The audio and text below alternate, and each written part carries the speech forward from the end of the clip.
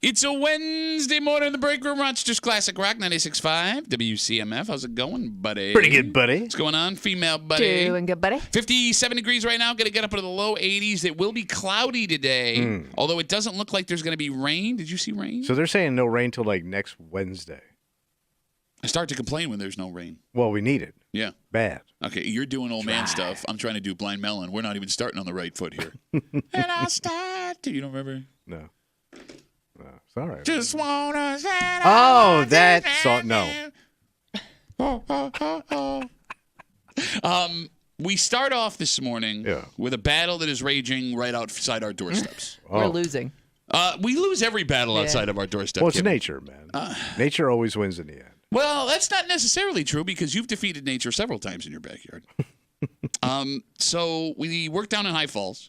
And it's a weird part of the city because we're literally right next to the giant waterfall. So for as urban as we are, there's also a lot of nature that happens. Oh, sure. Because, there's like with the gorge and everything, there are animals that live down there. We got deer and skunk. It is nothing for, like Tommy said, a deer to just be wandering down the street. We get raccoons and all that stuff all the time. So the newest wildlife that has established itself in our area are a family of pigeons. And these pigeons have roosted inside. Is it? I think the overhang. Yeah. They Right found outside like this little perch. Yeah, in front of the front door. Yes, it's right in front of the front door. So these pigeons have been there now, would you say, for like 7 months? Oh, yeah. Is that fair? Since the spring. So here's what sucks about these pigeons.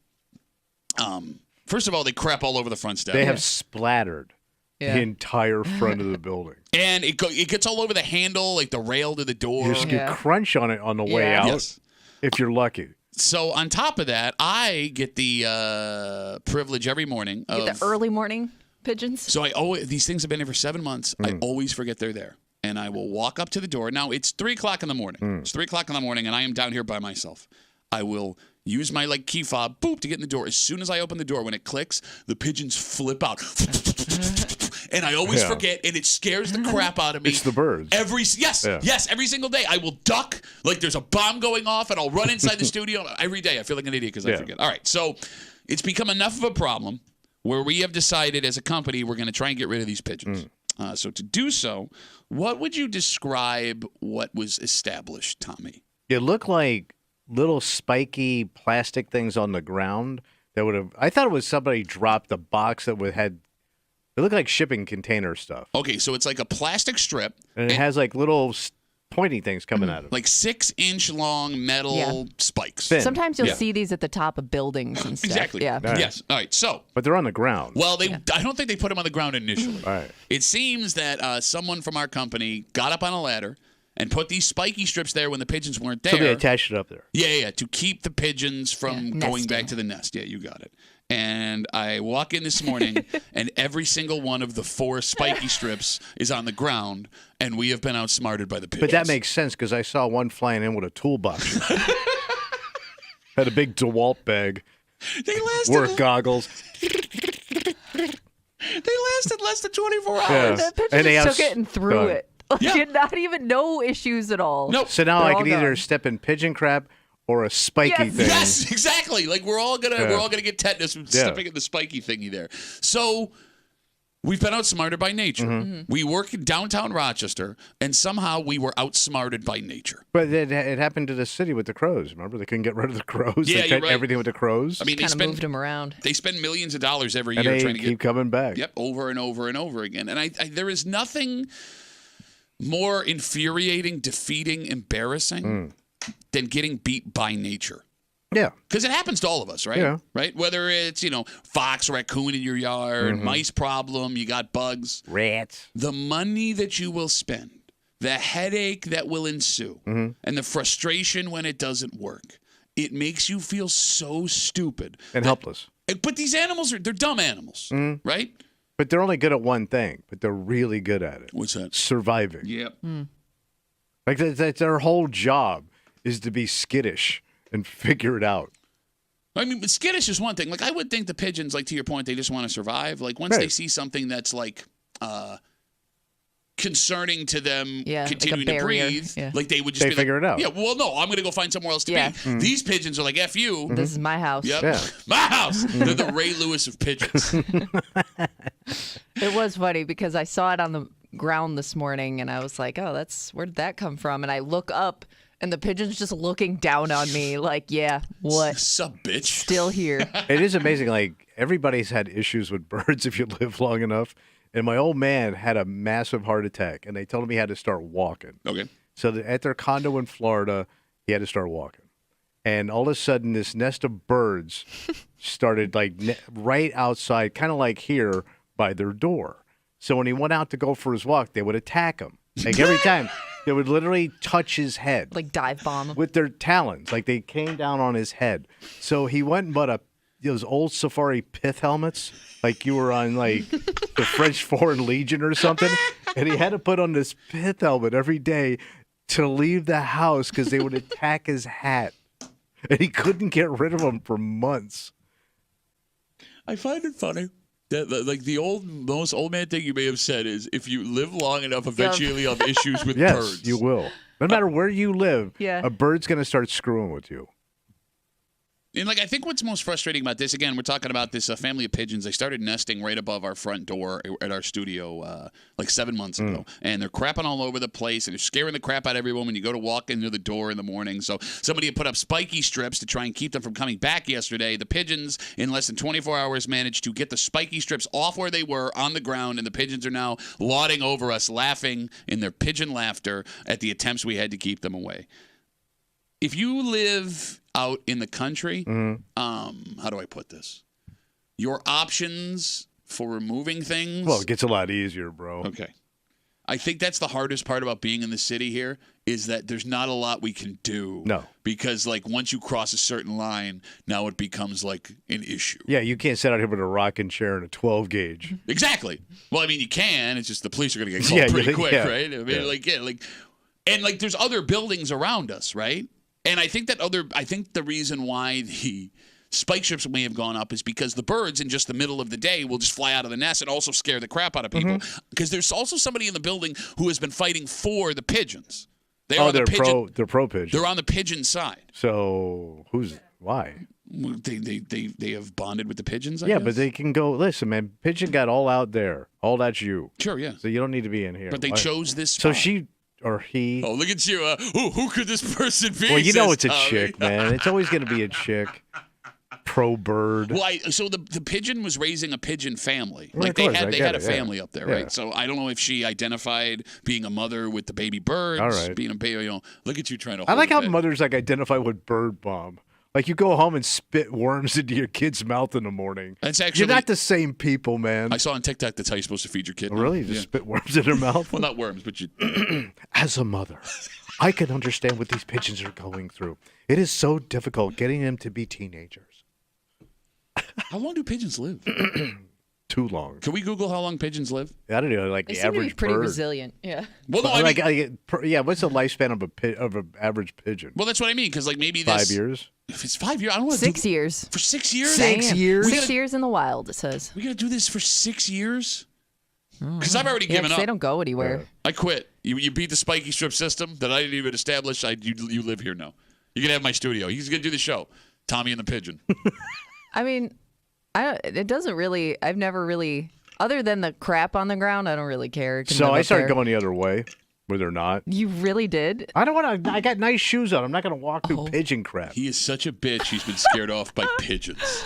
They have forced you to change your routine, which is very hard knowing you. If I wear dress shoes in the morning, which normally I do, I'm not going to walk through bird crap. Honey, across the street, there's some pigeons looking at us. Got some dangerous-looking pigeons. Did you see 60 Minutes last week? I don't like to clean my kicks when I get home. Your kicks. At your age, there are no kicks. At your age, there's stumbles. 252 WCMF. All right, folks are here to help us. Oh, bird people. Yes, with our bird issue. Tom's on CMF. Hey, Tom. How are you, buddy? Good. How are you guys doing today? Good. Besides, walking through pigeon crap. Well, Tom, you got a voice that sounds like a man who's dealt with a pigeon or two. You don't take no crap off Well, a pigeon. I drive tractor trailer, and the overhangs on the docks, the birds like to nest up in there. The same thing that you're going through right now. Okay. And what we did is we had the guys come in and hang chicken wire over like a kind of. But don't you get chickens then? And they can't get up there. If the chickens fly up that high, that's fine. See what you did. The hot chicken. See what you did. They're hanging out at Kano's house. No, here's the thing. Like, I have a feeling, Tom, if we did that, like, not only would the pigeon stay, but like one of our coworkers would be held prisoner behind the chicken wire, right? That'd almost be worth doing it, wouldn't it?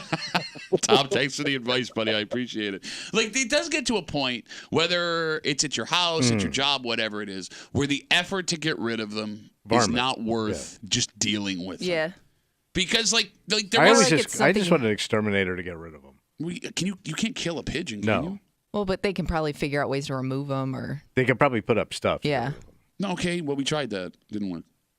Well, we didn't try the chicken wire though. Okay, you want to go? You want to Well, get you know on a what ladder and sucks? put Or a noise. chicken You know wire? what sucks about this happening at work Why don't too? you go out there and do your act? Oh, we got Clear them out like Jim Jones. No, we There'll got- be a bunch of dead pigeons laying in the street. Kimmy doesn't even know what that is. You don't know who the Reverend Yeah, Jim Jones the is? cult thing. Thank you. Yeah, She the knows. pigeon cult. Yeah. You know what sucks about this happening at work though is it always becomes somebody's responsibility whose job it shouldn't be. Like somebody, if you have mice, if you have like, you know, any kind of like infestation problem, it always becomes somebody's job to handle it that is not qualified to handle it. Yeah. And actually, that guy went on vacation for a week Yes, starting he did. today. So he doesn't even know. He went No. south. He won't see the spikes on the ground. And nobody's going to move those spikes. You know that, right? Like, those spikes are going to stay there I'm for not. a First of all, week. they're laying in pigeon crap. I'm not Yeah. touching them. Okay, man, you're such a man. What a man. Well, I didn't see you picking them up this morning. Well, You daintily walked around them today, Well, then I you don't got know what- scared by the flapping. Bro, you Oh my are... God, there's flapping! Oh my God, You help walk in me! a different door. You're crossing the street for pigeons. I took the ramp. I took the ramp. That's not an old man thing to say. I kind of like the ramp. I kind of get it. I prefer a slight incline over I like it. steps. What is wrong with you, man? Like, I'm so done with steps. You're a sentence away from a Skechers commercial. Which, Yeah, you by have the- to touch your shoes. if you're watching the show on the live stream right now, it looks like you're wearing Yeah. Howie Long Skechers. By the way, quick sidebar. Do you know that Skechers now makes a Rolling Stone labeled shoe? That would No. make sense. Yes. Because I saw them online. So They the were- Stones endorse Skechers. Well, yeah, Skechers has bought the rights to put like the lips Yeah. and other logos on the thing. Damn. Because I saw the sneakers, I was like, oh, those look cool. I'm like, So oh, rock and roll is definitely over. Yep. Yeah. when Mick, I don't have to touch my shoes no more. but going back to the point I was making a second ago Yeah. about the animals and getting rid of them at your house and everything, there is like there's a delicate balance between I want these things gone Yeah. and a point where you cross where it's like the stress that you are feeling physically, emotionally is not worth just letting them be. Because the worst thing you can do is obsess over it to the point where you are now, it's consuming your life. But you have to walk through it every day, so it constantly reminds you that they're there. Yeah. You know what I mean? Unless you just find a way to live in harmony. And with I was them. gonna say With- maybe just get used to it. With feces I mean, it's pigeon and crap. infestation. There's pigeon crap everywhere. Now, there used to be clean out here. When Was was, it? that? This used to be a nice area. Oh, my. You're going to be the that amount guy? of things that Pat has stumbled on his way into this building in I've the seen morning. multiple people doing heroin. I'll take a pigeon. And I love how you say this place used to be clean. When? In the 30s. It was beautiful down here. No, Everybody was dressed nice. Pigeons knew their place. No, wasn't We've this had like... multiple mice in this room.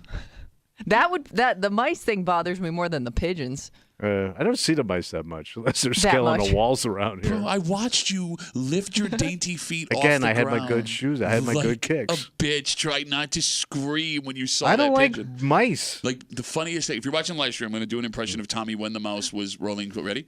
My shoes. I'm just a regular man doing a radio show that would not acknowledge what I just saw. Trying to do a show over here. I got to sit here with a mousetrap. So for those who don't know, we were doing a show a couple years ago, and in the middle of the show, we're mid-discussion, a mouse starts scaling Scaling the wall like Tom Cruise. We have soundproof walls, so they're Yeah. kind of like fabric-y, so his little claws must Yeah, be you able to got get in there it. pretty good. So, like, I see the thing, okay, it's just a mouse, whatever. Kimmy, Well, you grew up with infestation. we never had any animal. Bro, your house had to be I'm telling you. full Well, of he didn't it. see him. I'm telling You you. didn't see them, but your house had to have such an infestation of everything. Look, I am open and honest about the house I grew up in. I promise you, we never had bugs, we never had mice, we never had nothing. I'm telling you, man. Or a daddy. Yeah, the mouse left with my old man. No, man, like, Well, cheese never had a chance in your house. I'm just saying, I've never seen a guy react the way you did to just a little mouse. I don't want to mouse around me. Oh no! I don't. Oh, what's it gonna do? Is it gonna lightly brush your leg? If you have one mouse, you know what you got? What? Mice. Okay, so what is that gonna do to They hurt spread you? filth What? and disease. No, you're thinking of rats. No, Rats spread mice disease. do it too. Okay. What do you think? Mice are all clean? Like they have Nice. hand sanitizer, wearing a mask? No, stupid. It's mice sanitizer. And besides, their little hands not strong enough to hit the pump. It's not gonna work. Well, that's why they have to have a bunch of them. Don't you watch cartoons? We have a dynamite. Watch out for them pigeons. Gonna break them for you this morning here on CMF. It's Wednesday. You know what that means? Hate. That's right. Hate Mail of the Week It coming at already you. started. Well, you hate pigeons and Hate mice, mice. and being a man. Being in his room. 2 weeks ago, there was a story. Police departments across the state of New York are doing what they can to raise the amount of officers that they have. Yeah. And the recruitment So, drives yeah. they've been working, Tommy. They're getting a ton of recruits Great. coming in. But some lawmakers still think it's not enough. One lawmaker, to fix the problem, suggested raising the maximum age that folks are allowed to apply to become a police officer in the state of New York. And when I say raise the age, I Yeah. guess that I misspoke. Eliminate it. So there's no cap. You could be 40, you could be 70. If you can pass the physical and mental exams, you too could become a police officer. Now, this has not been put into law yet. We don't know if it will happen. But we in this room kind of thought it was a bad idea. Yeah. We get a lot of response on that. But one letter in particular doesn't think this is a bad idea. Oh. In fact, he thinks it's such a good idea that he believes every department should be forced to hire one older officer once a year. Because the senior league. Yes, you got it. All right. And his reason why is interesting. We'll get into it just after 8 o'clock. Also, just after 7 o'clock this morning, we are getting a wrap-up to a story that consumed not only this community, but national news a couple of months ago. Yeah, Sandra Dorley, she's the district attorney. Oh, yeah. How's she doing? I don't know how she's doing now. Yeah, what's she up to? I know that she wasn't doing well when we saw her in this video. Yeah. She's pulled over. Well, attempted to be pulled over for speeding. Didn't. We all remember the video. It was in her driveway, in her garage. She could, how do I put this lightly, was not the most respectful person. Yeah, condescending. Yep, towards rude. police officers out there in Webster, which is interesting because, again, you are the district attorney. Because she is the law here in town, and if you don't believe me, she'll tell you it's in the video, she couldn't investigate her own issue. Yeah. So they gave it to the Onondaga County District Attorney to investigate what we all saw on those body cams. Way out there, huh? Yep. To see if there would be additional charges for Sandra Dorley. Yeah. And we got that answer yesterday. Made no sense to me. What about it makes no sense, Tommy? Because if they leave out one, to me, they left out one important thing that she did. Oh. That I always thought if you don't do this, Okay. it's going to go downhill pretty quick. Okay, well, look. You would assume that someone who is in charge of enforcing the laws. Like, you know the law. Yeah. But she's a lawyer. Yeah. She's just an attorney. Right. Buckle up. Yep. 7 o'clock here in the break room on CMF, plus a whole bunch more. But first, Tommy. Cell phones are the greatest and worst thing that have ever happened to us. Yeah. Fair? Yeah. Because at your fingertips, you have every piece of information that's ever existed in You mankind. have to have it. Yeah. And you're addicted to it. And then it's addicting, and it could also come between you and your partner. And that's what we're going to talk about here, because there are things that you may be doing that are ruining your relationship. Where are you putting it? She needs some kind of stimulation, buddy. We'll get into it next here in the break room on 96.5 WCMF.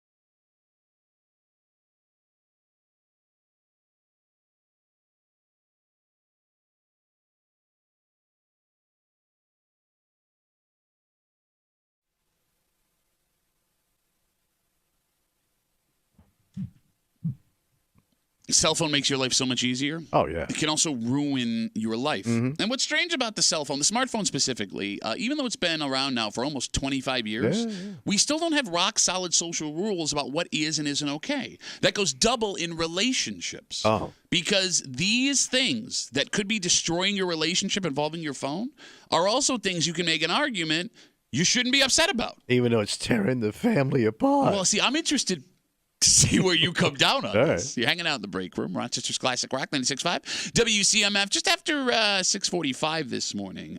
Shocking news. Shocking. From News 8. It turns out that Rochester is one of the worst places in the country for this physical ailment. And Kimmy, I just assumed that everywhere in the country everybody had this? Yeah, or like in the region at least, right? Is that like a kill you? It can kill you. Oh. It But can. We seem to have it more? Yes. And I'll say this. 7 in 10 people, I'm going to guess, have or had this. Come that on. are To listening some to the show extent. right now. Yes, because you had it, right? I don't think so. Good for you. Well, I mean, Good no, for it could be. kid. Well, it could be one of those things where maybe I had it and my parents were just like, "Oh, that's normal." We'll tell you what it is just after 6:45 here in the break room on CMF. So your cell phone can have a serious effect on your relationship. Oh, sure. And we now have relationship experts coming out with an article talking about the things you should never do with your cell phone and your partner because it will destroy you. All right, what is it? All right, so they give a whole bunch of stuff. I'll start with number 1. If you won't share your password to your phone with your partner, that is going to ruin your relationship. Okay. 2, if you put your phone face down when you're not using it around your partner, that is going to You're ruin up to something. Okay. 3, locking your phone when you are done with it and your partner is in the room, that's going to ruin your relationship. 4, being hot and cold about whether or not your partner is allowed to touch or use your phone will destroy your relationship. And we could keep going, but it's becoming apparent that all of these things have to do with your partner and the access you allow them to your cell phone. Yeah. Like you have something to hide. Right. Right? Yeah. So as you get onto the article, they don't spell it right out, but it seems that they feel that if your relationship is going to work, your husband, your wife, your boyfriend, your girlfriend, whomever, should have unfettered access to your cell phone whenever they want. Okay. Do you agree with that? I mean, we do. But old relationships, probably not. Well, why? Because I was cheating. Okay, so then they're And I was making- looking at skanky stuff and dirty So- stuff that I didn't looking want at them to know skanky about. Stuff. Yeah, so like if I was in my 20s in a relationship, oh yeah, man. So you're saying that if somebody is hiding their phone or doing these things to the other person, it's only because they're doing something wrong? I would assume. Really? Well, what is the reason would you have unless you messing or looking where you shouldn't be looking? Well, I mean, there are some things that are yours and only yours. Yeah. Right. Right? I'm not allowed to have something that's mine? Yeah, but why can't I know what you're doing? Well, because it's mine. I mean, Okay. Don't you get? I get suspicious of like coworkers that like put their phones face down every time especially if you come around and you're like. Oh, They yeah. like put it down quick. That's somebody messing. No, here's the thing. That's a messing move right there. No, because I always have my phone face down because I don't want something to fall on my screen and crack it. My phone is always face down wherever I go. If I put it down, I put it down face down. Yeah, because if something falls on it. What's gonna fall on it? Well, no, I don't know. A brick? Well, no, like if I'm like drinking my water bottle and it slips out of my hand and it falls on my phone, it could crack my screen. Oh. Is that suspicious? Kinda. Yeah. It would look weird. So my Because wife- I know people who do that and they have like that privacy screen on their phone. So like you can't even see what they're doing from like an angle. I don't think you understand how important that privacy screen is, especially when you're using your phone in public, because you don't realize when you're going through, like, let's say you're standing at, like, waiting for your lunch or whatever. If you're going through social media, every once in a while, like, something inappropriate will pop up that you don't even follow, and then that person behind you is like, oh, what a perv. Oh, look at that. Pervin. Big booty girls on the Instagram. Pervin and messing. Kimmy, Yeah. do you agree that your partner, your husband and wife, should have unrestricted access to your phone? I think so, but I also but I think there is a way to go overboard where if that person's checking your phone all the time, there's a level of trust being violated even if you're not doing anything. Like, why do you need to see my phone all the time? Oh, it sounds like Kimmy's messing. No. We have an open phone relationship policy. But I guess like it would bother me if like my husband was constantly checking my phone. And that's what's so weird about this is, look, same thing. Like, my wife grabs my phone, doesn't bother me at all. Go do your thing, whatever. I get more nervous that she's going to, like, delete something because my daughters, at 2 points in their lives, wiped my phone completely clean. And it was a nightmare. Yeah. Right? But, like, if I grab her phone, no big deal either. But if my wife, like, demanded my phone, Right. I would have a problem with Yeah. That's a little different. No, but you sit here and you go, Well, that's a police state. It is. Oh, like, so you demand my phone. So you wouldn't give it up? No. No, I mean, for what? I mean, I would have an argument with her. Oh yeah. In my head. Would you have an argument with her, you lying-ass bitch? You're crossing the street for pigeons, but you're going to argue with the woman who keeps a roof over your head? You'd have to turn it over. You're the pigeon of that house. You're perched up in that bed. Just wait. She's putting down spike strips. You're kicking them out. You wouldn't say a word. Yeah, you'd have to just eat it, I guess. You don't have to eat it. Yeah, you do. Sometimes you got to eat it. Well, no, I mean, all of it. Again, are you not allowed to have something in a relationship that is exclusively yours? I don't think so. Because if they demand it and you don't show it, you look guilty. But looking guilty is not being guilty. I guess it's worse. Because then the imagination runs wild of what you're up to. Okay, but if I could physically say, no, this is that, end of story. If I deny it, the imagination is going to take over, and it's going to be 10 times worse. Okay, but that's a you problem, not a me problem. I get that, but it's a me problem. But I don't want a me problem. I want a no problem. Do you know couples that they'll share like a social media account, or one is always on the others, and like I always feel like that's overstepping a boundary.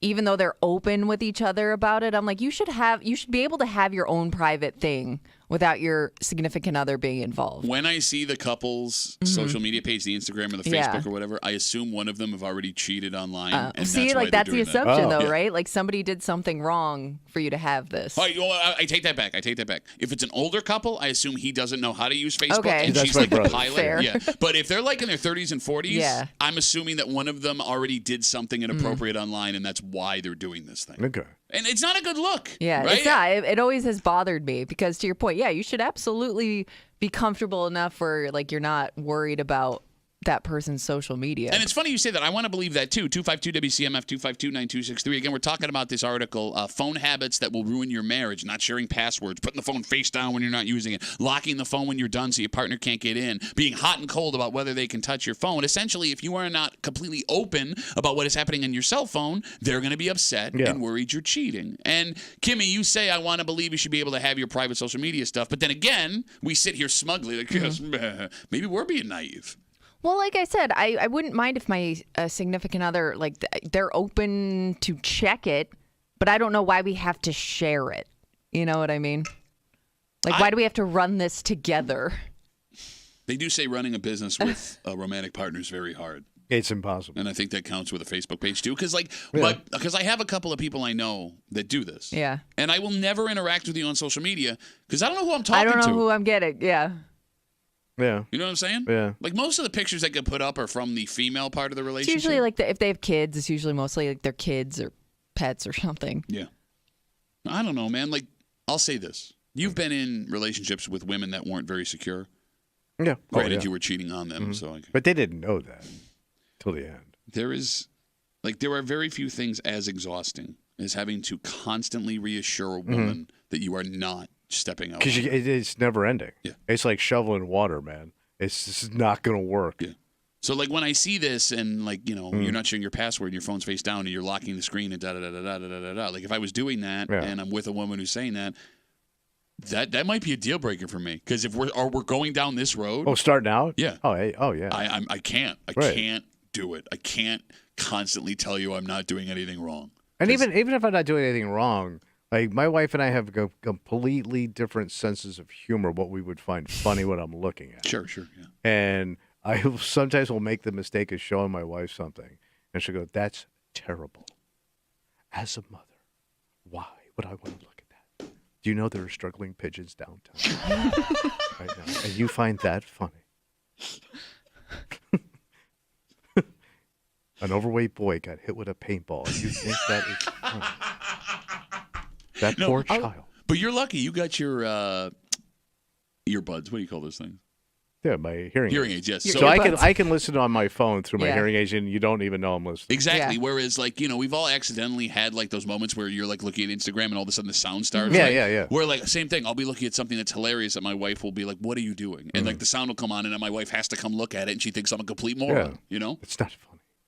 How about just like the weird ads you could get based on like one thing you clicked on? That I would be like embarrassed, like why is this popping up for you? Well, so I've been explaining to you guys, we've talked about this on the show. They're called, I believe, RFID tags, and they're in the clothes that we buy. And those RFID tags can be picked up by your cell phone, and you can get direct marketing based on just shirts that you put on. My nightstand is where my wife keeps like her intimates, right? Like her undies. Right? Yeah. So on Instagram, I will get direct ads for women's underwear. Because my phone sits over that drawer. Sure. That's what I mean, though. Like, panty pants. It's frustrating as hell because I'm getting these like direct ads, and it makes it look like I'm buying myself panties and wearing them and not telling my wife. You also live in a house full of women, so I mean, who knows what your phone's being exposed to? It's got to be a ton of like female crap. But here's the thing: if we didn't do this show and we didn't talk about these RFID tags before this started happening, I would have no explanation for it. Or your phone got hacked by the panty police. Exactly. Like I would be like, no. Barry, I swear to God, I'm not looking at other women's panties. Why would I even care about panties? All right, let's take a break. All right. I just assumed, and I think most people in Rochester assume that every community had every kid and half the adults affected by this physical ailment. Oh. But maybe that's not the case because it turns out our community is one of the worst in the country. For a physical thing. Yes. Bad. It's bad, and it can affect. I mean, it can kill you rarely. Yeah. But it can ruin your life. It ruins daily activities. Oh, that's terrible. It's terrible. You don't even know what it is, and you're already dismissing it. Well, I hope I don't have it. We'll get into it. Tell you what it is next here at the break room on CMF.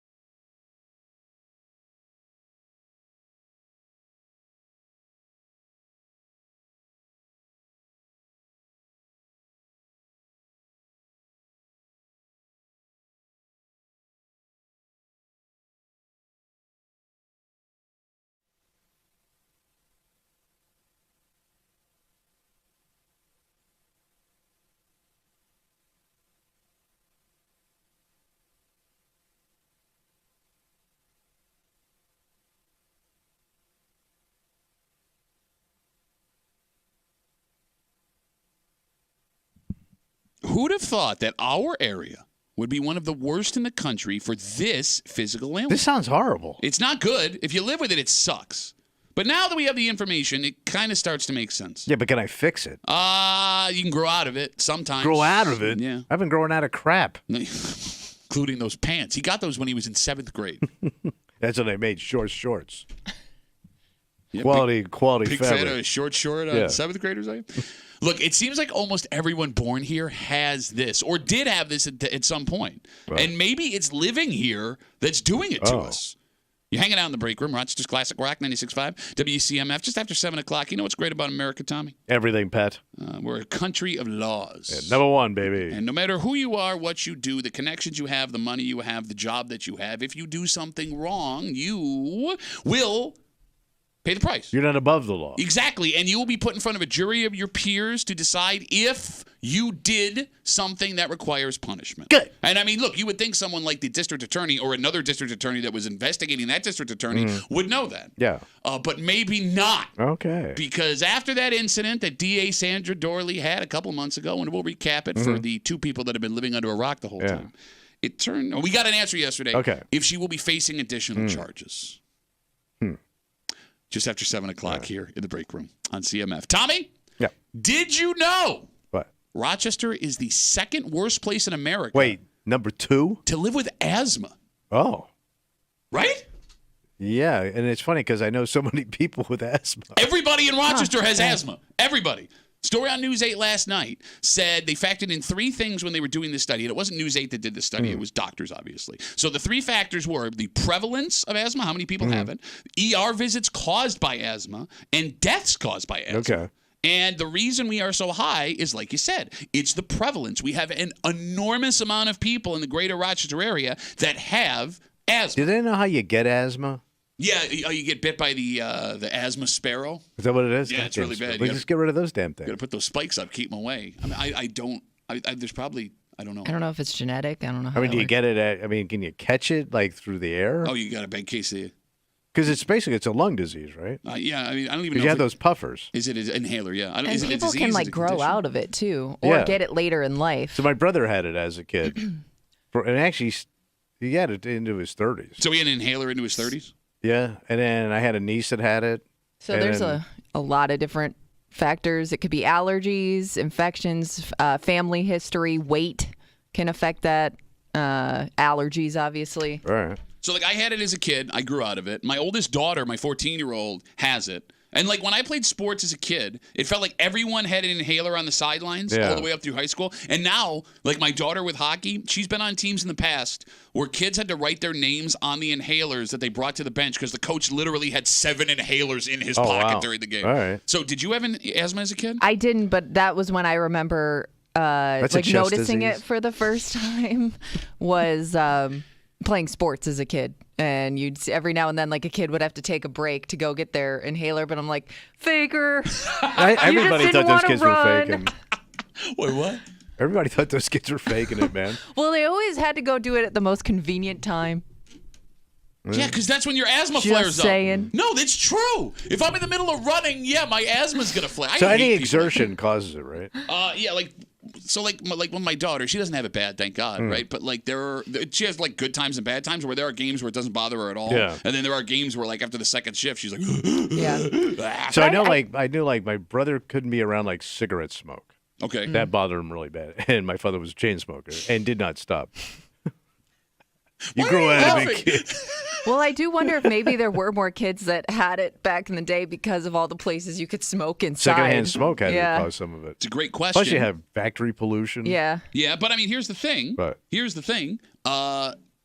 That's all gone away, right? The pollution A lot isn't of as it's bad as it down, was yeah. back in the day, and there is no smoking anywhere indoors. But I wonder if allergies are way up. So 'Cause I know that's- so many people that have allergies. So that's just it.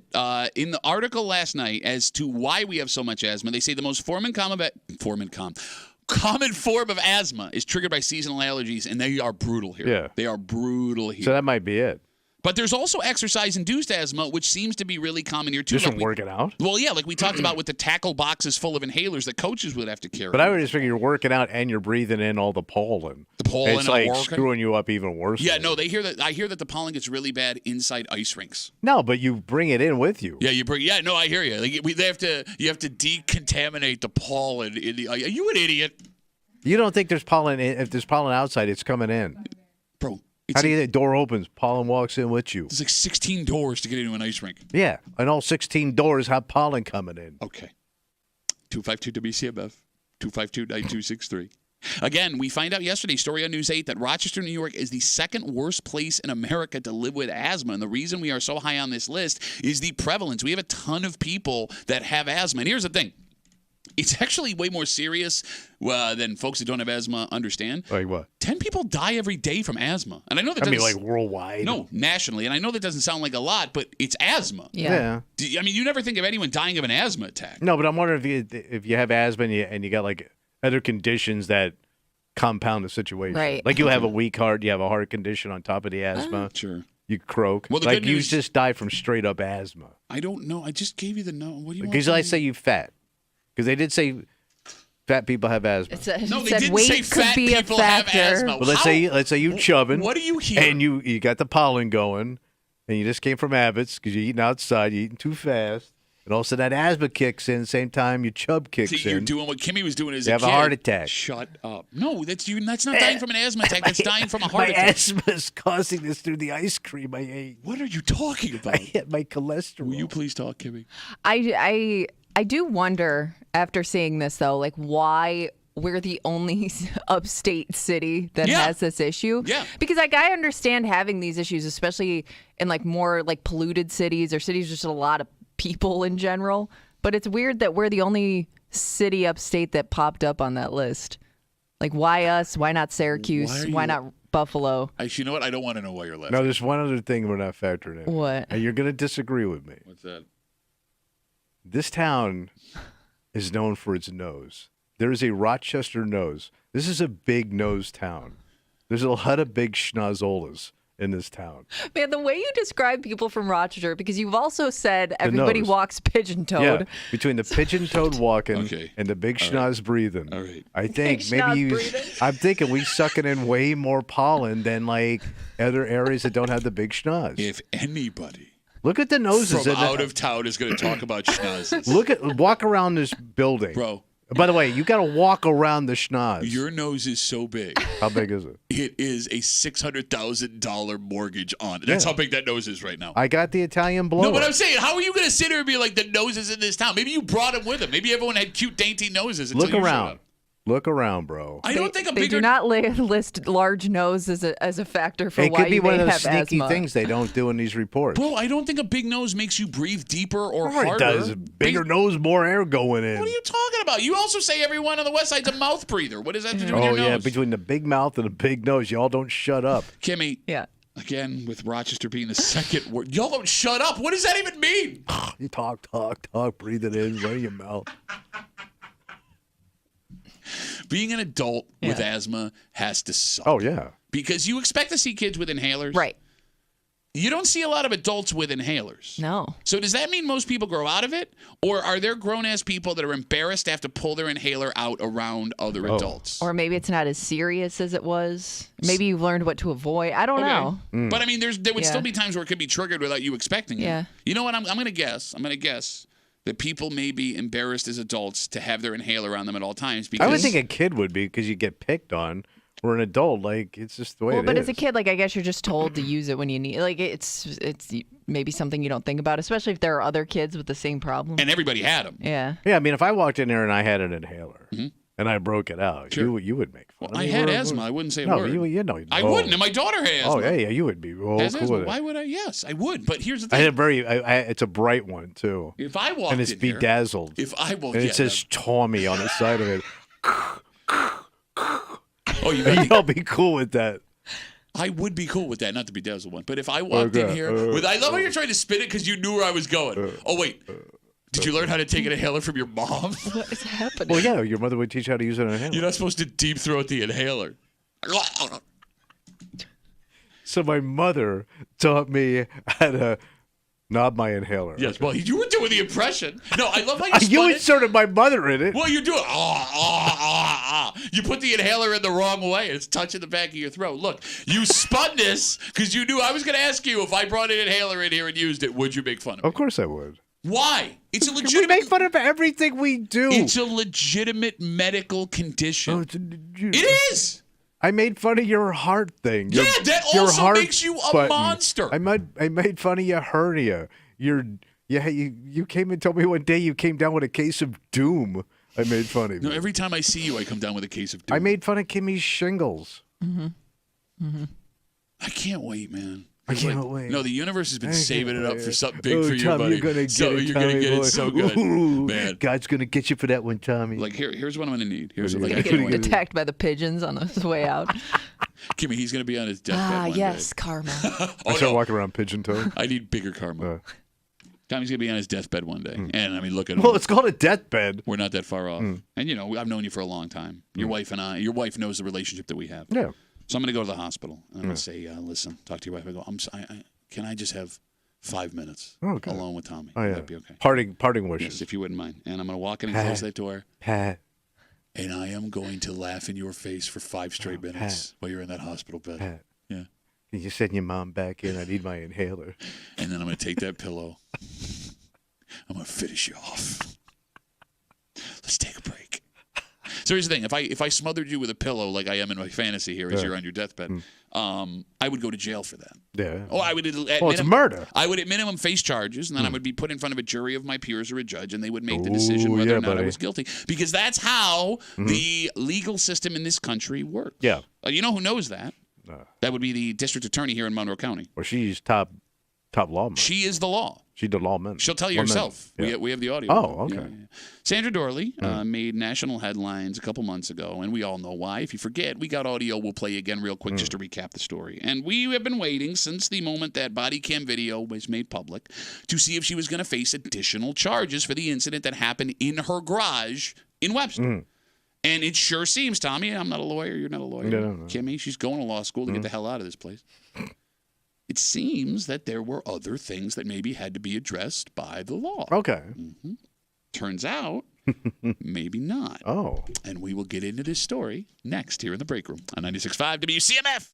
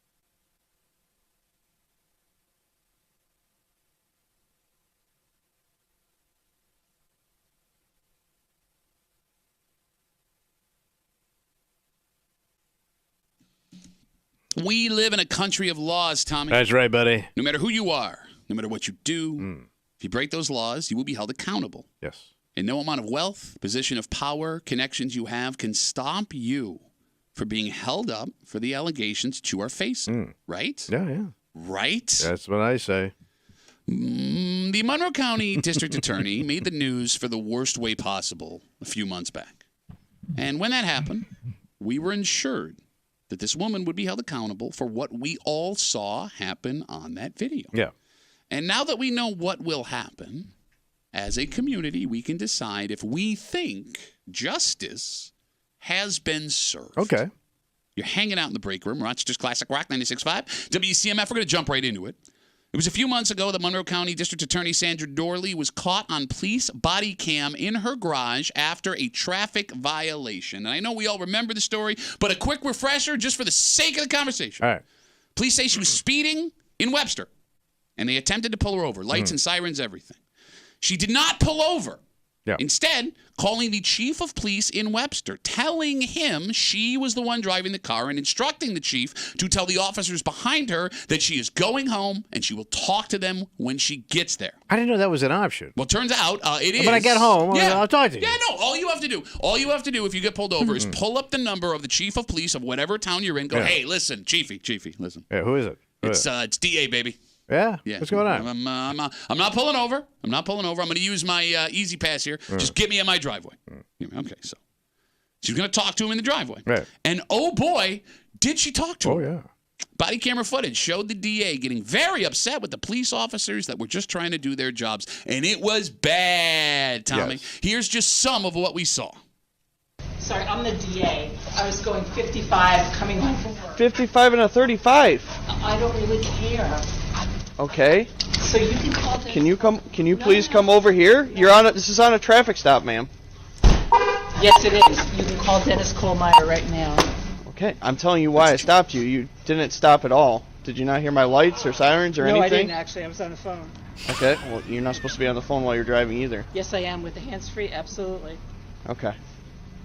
Why are you so upset at me? I'm doing my job. You just admitted to me that you were going 55 and a 35 on Phillips Road. Can you please tell him to leave me alone?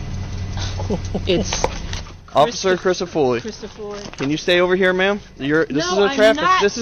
This is a legal traffic stop. Do you have your ID? No, it's in my purse.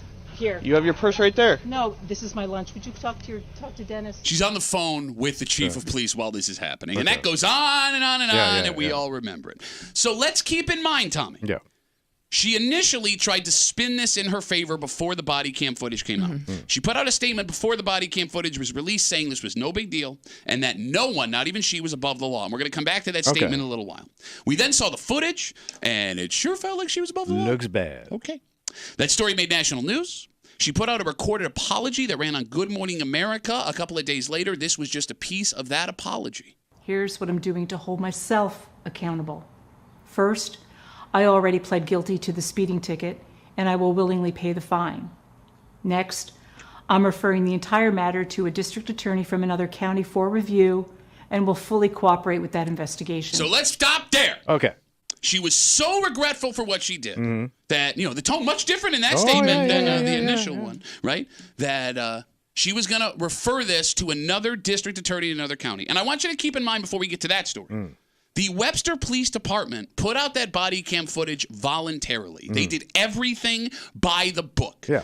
Despite calls after the video was released for her to step down, she has refused. And as you just heard Sandra Dorley say in her own words on Good Morning America, or whatever morning show it was, the case was sent to the district attorney of Onondaga County to see if there were further charges she would face past just the ticket that she willingly paid. Have somebody else take a look at it. You got it. Well, that investigation is done. All right. And we have our answer. Oh, boy. You ready? You ready? Buckle up, Sandra. Yesterday, that district attorney said that no further charges should be filed against Dorley. Everything's wrapped up over on our end. Wow. So that was all cool. That's all cool. There's no charges. Activities. Well, look, cool or not, he said no charges. Cool. No charges. All right. So I'm going to read some quotes from him. But before we get to that, Tommy, do you agree with that decision? No. Why? No. Because at some point when you hear that video, he gives her a direct order. Yes. And she says no. Yeah. Now, I always thought when a police officer pulls me over and I am being, I'm not under arrest, but under the suspicion of whatever. When I get an order from a cop. Hold on. Judge, I'd like to. We're such idiots, we can't even use the right Whatever term. you're trying to do to me here. I always thought once you get a direct order from a police officer and you disobey that, you're under arrest. I don't know. I don't know the answer. Well, judging by other things I've seen on the news, when they decide I don't want to do this, they pull you out of the car and they make you comply with the order they gave you because that's the way it works. I will give you this. That interaction is a heck of a lot different than other interactions I've seen on body cam videos. Yes. I'll tell you that. When you say, no, I don't want to do that. No, she didn't even say, no, I don't want to. She said, I'm not going no, to. I'm not. I'm not going to do that. I'm not. So at that point, I'm assuming he could have taken further action because you're now you're disregarding my direct command to you as an officer of the law. Again, I'm not a lawyer. I don't know. I'm not a cop. I don't know. Yeah. Okay. But I'm guessing if I did that as a private citizen, I would be in a different situation than, I'm going to go let my dog out. Great statement. Yeah. I agree with that. Kimmy, are you okay with no further charges? I'm shocked. I'm shocked they couldn't find They've one. shocked Kimmy. I'm just shocked You don't Kimmy. shock that But you girl. couldn't even find like one thing. I would think just to make a point, you know. It's such a like horrible look. No. Here's what you guys don't understand. With Sandra Dorley not facing any additional charges for what we saw in the body cam video, the DA in Onondaga County, thank you. He gave us reasons why. Okay. I'm going to quote News 8 here. All right. He said he would not disregard who Sandra Dorley is or sacrifice her career at the altar by making an example out of her by bringing unsustainable charges. That's a So quote. that puts her above the law. Right? What is- That Yeah. statement right there Yes. says because she's got this job, Yes. I don't want to she's above the sacrifice law. her career. Right. She worked too hard for charges to be brought against her for a crime she may have committed. That's what that sentence says. Right. But that's not even the best quote. Right. It's not even the best one. You ready? Yeah. This is from, again, the DA in Onondaga County who investigated Sandra Dorley for the incident we saw. You ready for this? Yeah. Quote, if you seriously don't think she knows she's screwed up, that she's been embarrassed and suffered a blow to her stellar reputation, well, then you haven't been paying attention. End of quote. That sentence is infuriating. Sure. And I'm going to read it one more time before I make my point. Are you ready? All right. Quote, if you seriously don't think she knows she screwed up, that she's been embarrassed and suffered a blow to her stellar reputation, well, then you haven't been paying attention. Because in that sentence, this man is saying that she suffered having gone through what she's gone through, which I guess she may have. But she did a it. speeding ticket. But she did it to herself. Right, you pulled it all down on your own head. Thank you. You put yourself in that position. Right. But past that. All right? Let's talk about everyday people, Tommy. All right. People. Regular folk. Everyday people. All right. Let's say that I, Pat Duffy, Yeah. walk into Wegmans, super cool, handsome guy, Yeah. Local loudmouth. and I steal $300 worth of steaks. All right. All right? I will be arrested. My name will be in the paper. My face will be on the news. And my reputation will be in tatters. Yeah. And I'm going to go in front of a judge at some point. And you know what that judge won't say when I'm in front of him? What was he going to say? Well, Patrick, your reputation has taken a pretty serious hit. Oh, yeah, got kicked around. So why don't you go on your way, and I think we can forget this ever You happened. suffered enough. Everyone that has committed a crime in the history of the world has had their reputation take a hit. It is part of the punishment. It is not the punishment. Yeah. And this guy says she knows she did something wrong. I would disagree there too, because we brought up the statement that she made before the body cam footage was issued. What's up? Right? She tried to spin it in her favor, Sandra Dorley, when she took off without pulling over, calling the chief of police. And again, we're talking about how DA Sandra Dorley will not be facing additional charges for the body cam footage that we saw. Kimmy? Yes. He says she knows she screwed up. Right. Yep. Can you please read part of that statement that Sandra Dorley put out before the body cam footage was released about the incident that happened in Webster? Nobody, including your district attorney, is above the rule of law, even traffic laws. Anybody who knows me understands without a doubt that I have dedicated my entire 33-year career to the safety of this community. My work to ensure the safety and respect of law enforcement is well proven time and time again. I stand by my work and stand by my commitment to the public safety of Monroe County. So keep in mind, that statement was made after the incident, but before the video was made public. Right. She knew what happened. Yeah. She didn't think the video would get out. That doesn't sound like a woman who knew she screwed up. In my humble opinion, that sounds like a woman who got upset when she was caught afterwards. Right. She got embarrassed. Thank you. Because she could have come out and got ahead of this and said, oh my God, you're not going to believe what happened. Right. Guys, I had blah, blah, blah, blah, blah, blah, blah, blah, blah, blah. No. She wanted to be, not even me, or not even I, Sandra Dorley above the law. Yeah. Turns out maybe you were wrong there. I mean, it just looks like a club. Yes. Don't look like. No. I mean, right, it's a club. Thank you. We're all going to cover each other's ass. I'm going to give you a pass. And then you, hopefully, if I get in trouble, you're going to give me a pass. It would be better for her reputation. It would have been better if there were charges. Oh, yeah, take the hit. Take the hit and move on. Thank then you. it's end of story. Thank you. Because she is, look, we You can't. took your whooping and you move on. We can't, even if it was like some tiny little charge, we can't sit here and say, well, she didn't face punishment because she would have faced punishment. And here's the thing, just because she's charged doesn't mean she's convicted either. She could plea out. I mean, she's a DA. She knows how these things work, right? But it's such a minor infraction to hang yourself with. I agree with you 100%. 100%. But that shows the level of arrogance in this person. Bang. And the way she talks down to a police officer. Back to blue, bud. And then she puts that chief of police in a horrible situation. Oh, yeah? Like this guy now is getting dragged into it. Yep. Where he's already got an officer taking care of business. And she's trying to go over this guy, the police officer said. It is such a bad move.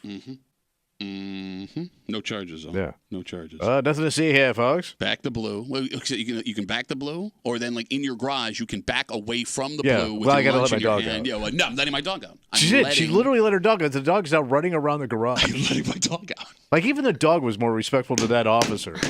And he peed on his foot. Yeah. I mean, that's Yeah. the craziest part.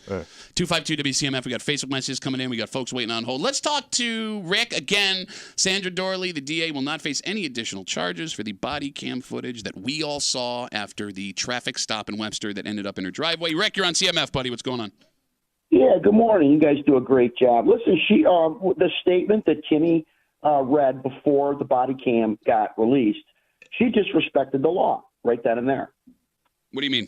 That's the bottom line. And she fled from a police Well, hold car. on. All right, I want to be fair here. I want to be fair because she took off going, but she was on the phone with the chief of police. And as much as you, Rick, and Tommy, and me, and anybody else can't call the chief of police, if she's on the phone with the chief of police while it's happening, granted, it may be a club we're not in, I don't think she's facing charges for that. It would be what would have happened in her driveway or the garage. Then again, she was on her phone. It doesn't matter who you were on the phone with. You were on the phone. But again, she said it was hands-free, and I heard in there, hands-free. Not against the law. I'm sorry, say that again? She said it was, look, I mean, look, we're Rick, we're nitpicking here. We're nitpicking. I guess the bottom line is this. If you can watch what happened in her driveway, forget everything that led up to it, right? If you can watch what happened in her driveway and not find any additional charges there that you don't think will stick, I would make the argument that maybe Onondaga County doesn't have the world's greatest DA. Yeah. Fair statement? Yeah. And that's best case scenario, by the way. That's best case scenario. And she also threw out a couple F-bombs, too. Well, I mean, you can. Her driveway, if you remember. There was a Supreme Court case, if I'm not mistaken. You are allowed to say the F word to police officers. That's not against the law. Not out of her mouth. Hey, I mean, look, the law is law. I agree with you. It's not great. That professional have salty I would talk. say no. Hey, Rick, I got to take some more calls, buddy, but thank you for the call, man. I really appreciate it. Hey, thanks, guys. All right, love you. Love you too, Rick. A lot of love in this room. Oh, so much love. I want to read your Facebook message again. Sandra Dorley, district attorney, will not be facing additional charges for that incident that happened in her driveway after that traffic stop. Will writes us, you all need to shut up. You want to crucify a woman for the worst day she's ever had. All the good work she's done far outweighs this one incident, and you sit here like you've never done anything wrong. Okay. You want thoughts? Nobody said any of that.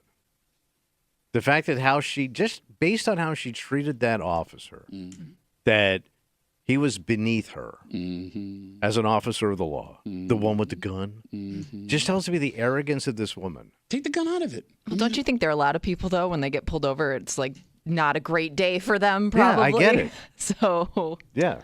But that's why they give you a ticket to remind you of how your day sucked. It's like a souvenir, like a bad day. It's like a receipt. There's a sentence in this Facebook message from Will that really bothers me because I've heard it a bunch, right? He says, you all need to shut up. You want to crucify a woman for the worst day she's ever had. That people have been saying, this is the worst day of her life. She acted out of character. Are you sure? Right. Are you sure? Because this woman does not have a reality show. Right. She's not being followed by cameras. This is the worst day we've seen her have on camera. And I believe you, if you believe that, are being awfully naive that someone with that kind of power, who had no problem in that moment, throwing it in the face of a couple of guys just trying to do their job, was acting that way for the first time ever when a camera just happened to be on her. And keep in mind again, she was well aware, as the district attorney, that those cops were wearing body cams. She knows how this all works. That's a great point. She just didn't think that footage was going to get out. Right. She thought she had the power to keep it from getting out. Yeah. 252 WCMF 252-9263. Justin's on CMF. Hey, Justin, how are you, buddy? Hey, how's it going? Good. So I wanted to talk a little bit because that whole thing about her reputation taking a hit and you mentioning that anybody's reputation would take a hit. I was, so it wasn't my proudest moment. I was 18 years old, fresh out of high school, and I grew up in Gates, and me and my buddies were out messing around at night one night after, we had a couple drinks and we were playing with airsoft guns, and not the best move. This is the most Gates story I've ever heard, by the way. I've done this several times, but go on, Justin. God. I'm sorry. Go on. It is the most Gates story ever. I wound up making the newspaper for discharge of a firearm.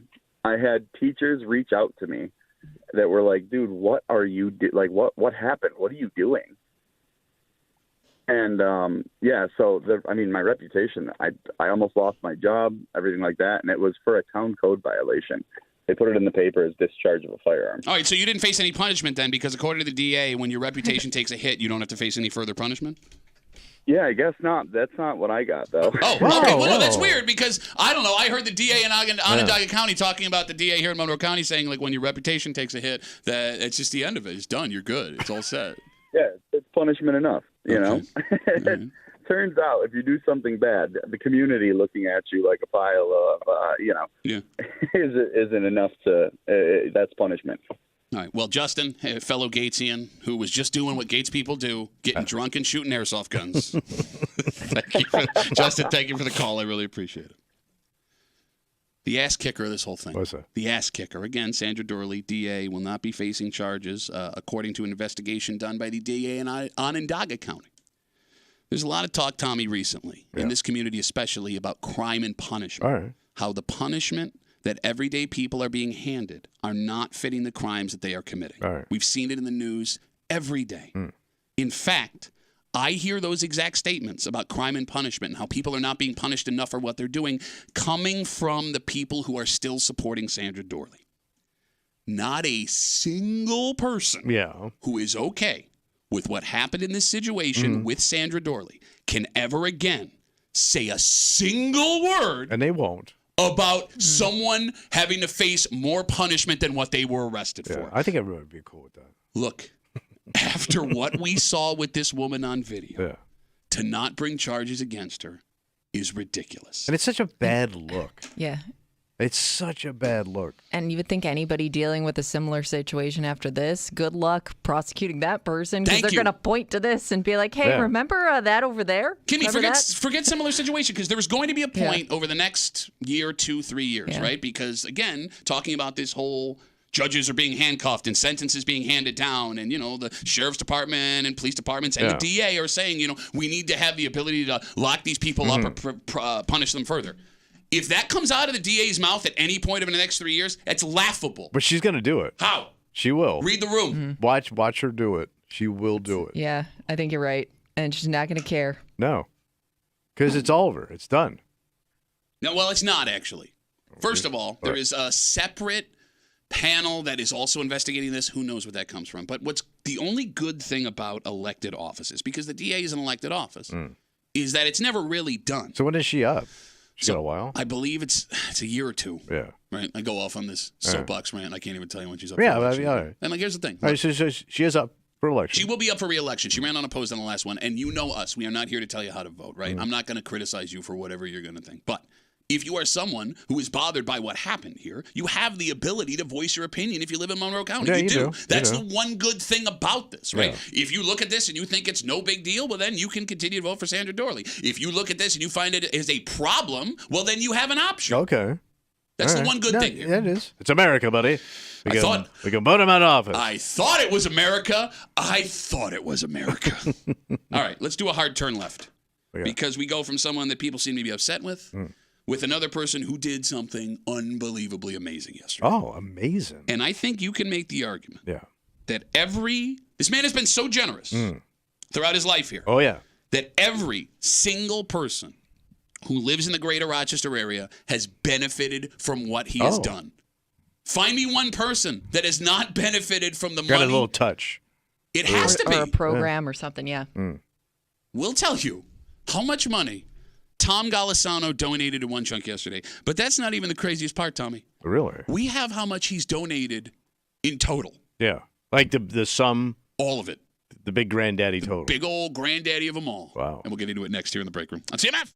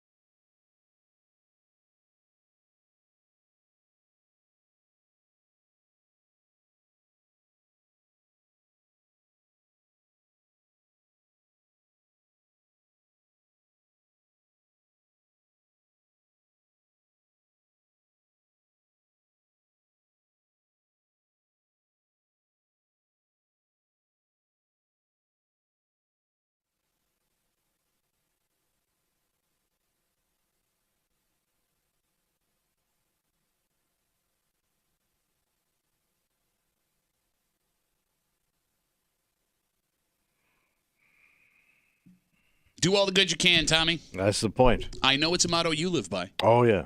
One man in this Hmm. town seems he may have done more good than anyone that has ever lived here before. And I mean that from a monetary standpoint. Oh, Big Daddy stepped up. As strange as he can be at times, it's very possible that he has donated so much money into this community that every single person who lives in the greater Rochester area has been or will be touched by something that he is helping. You're hanging out in the break room, Rochester's Classic Rock 96.5, WCMF, just after 7:45. It's official. As long as Josh Allen is attached to it, you can do whatever you want without getting arrested for anything. Oh, really? There is a story coming out of Buffalo. It's a national news story. Somebody did something without any permission. They are You facing... mean I can't put this here? But turns out they can because they're kind of making like rules to make it okay. And we'll get Because to this. they're happy with it. Oh, yeah. Yeah, Right. people love this. And we'll get to it just after 7:45 here in the break room on CMF. Yesterday, the richest man in Rochester had some more to give. Yeah. Tom Golisano announced he was donating over $250 million to 82 upstate New York nonprofits. And when I say $250 million, it's actually underselling it somehow. He's giving $360 million. The groups that he's donating to range from healthcare to education, animal welfare, disability services, and other crucial community needs. Did you watch any of the press conference yesterday? Okay. Yeah. So in the press conference he gave, he got emotional about some things he said that he and his family had been going through. Right. And he said that he planned on leaving this money to these charities in his will, but then decided one day, he was like, hey, let's just do it now. Yeah, you can see people enjoying his money. Exactly. Yeah, seeing it go to work. So back in June, he announced a totally different, separate from this donation, gift of $50 million to the U of R Medical Center to establish an intellectual and developmental disabilities institute. And even those numbers we just told you dwarf the entire total he's responsible for. Are you ready for this? So this is in his lifetime, what he's donated to the area. Since he's made his money, since 1985, Tom Golisano and his foundation have donated $775 million. It'd be billion. No, million. I would think it'd be more, just based on what he just donated. No, he just donated $360 million. Right. He donated another $50 million. $775 million. So is he up to almost $1 billion? Okay. Look at me. All right. I don't deal with big numbers, man. man. It's not even math. I'm just telling you a number. All right. 750 million total. 700? No. Oh, I thought that's... No. What'd you say? Since 1985. Yeah. Was that the year the Mets won the series? Yeah, 85 Mets. And the Bears were heating up that year, too. Right? Darryl Strawberry got $1 million from Tom Golisano. Did he really? No. Since 1985, Tom Golisano and his foundation have donated $775 million. And in the defense of your stupid brain, it's actually more adjusted for inflation because those gifts that he gave early would be worth way more now. Yeah, that's true. But even without the inflation, he has gifted $750 million. How much is that dude worth? More than $750 million. And he's from here. And the money helps the community. And he has changed an incalculable amount of lives. He's worth $6.3 billion. Okay. So it's also not out of the question to think that when eventually he passes away, which again, that there is more coming. This man, Tom Golisano, has donated so much money. How much money is it? That we could be at a point where every single person who lives in the greater Rochester area at some point has benefited from a donation that he's made. Hey, you used one of the services. Yes. Think about all the stuff he's done. Like, personally, my family owes him huge. My daughter had 2 brain surgeries at the Golisano Children's Hospital. That's right. And if you have had to spend time there, you know how amazing that facility is. They do an unbelievable job. And without him, it's possible that doesn't happen. Okay. Between medical, social welfare, education, the arts, who the hell has not had their lives helped by this guy? He's a very nice man. Okay, very nice? Very nice. You want to talk about the understatement of the century? All right. The phone number is 252-WCMF, 252-9263. Is he the most generous man in the history of Rochester? I don't know how you could compare. George Eastman. Okay. All right. So George Eastman also did a lot, too, but I don't know in comparison. Like adjusting for, the cost of things at the time. Let's see if we can figure this out.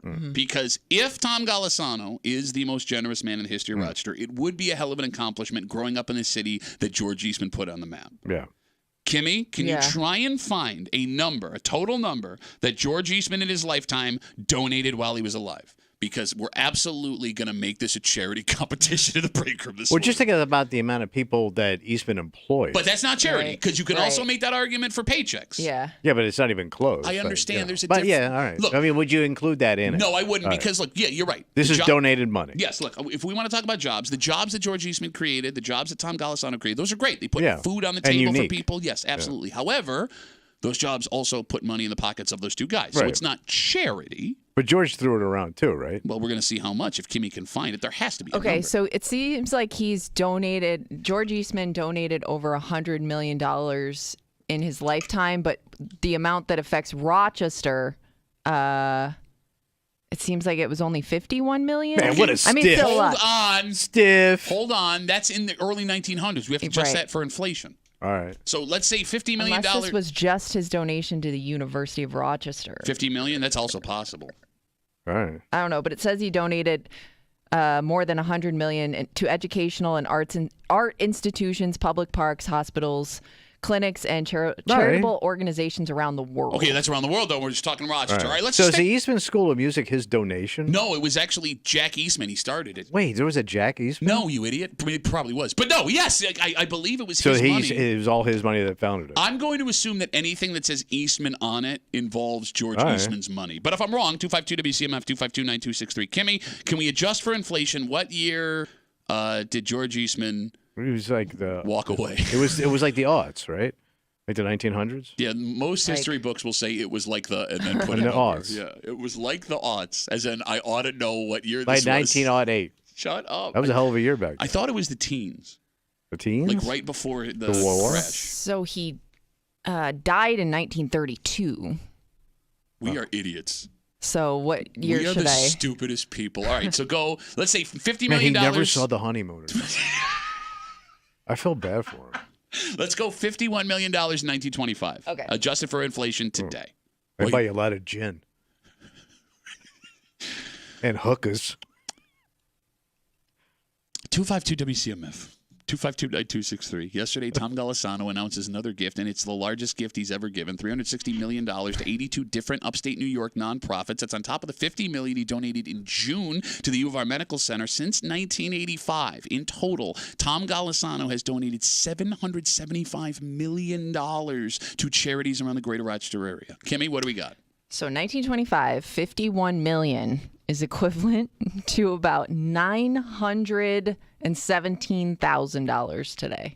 You want to try that again?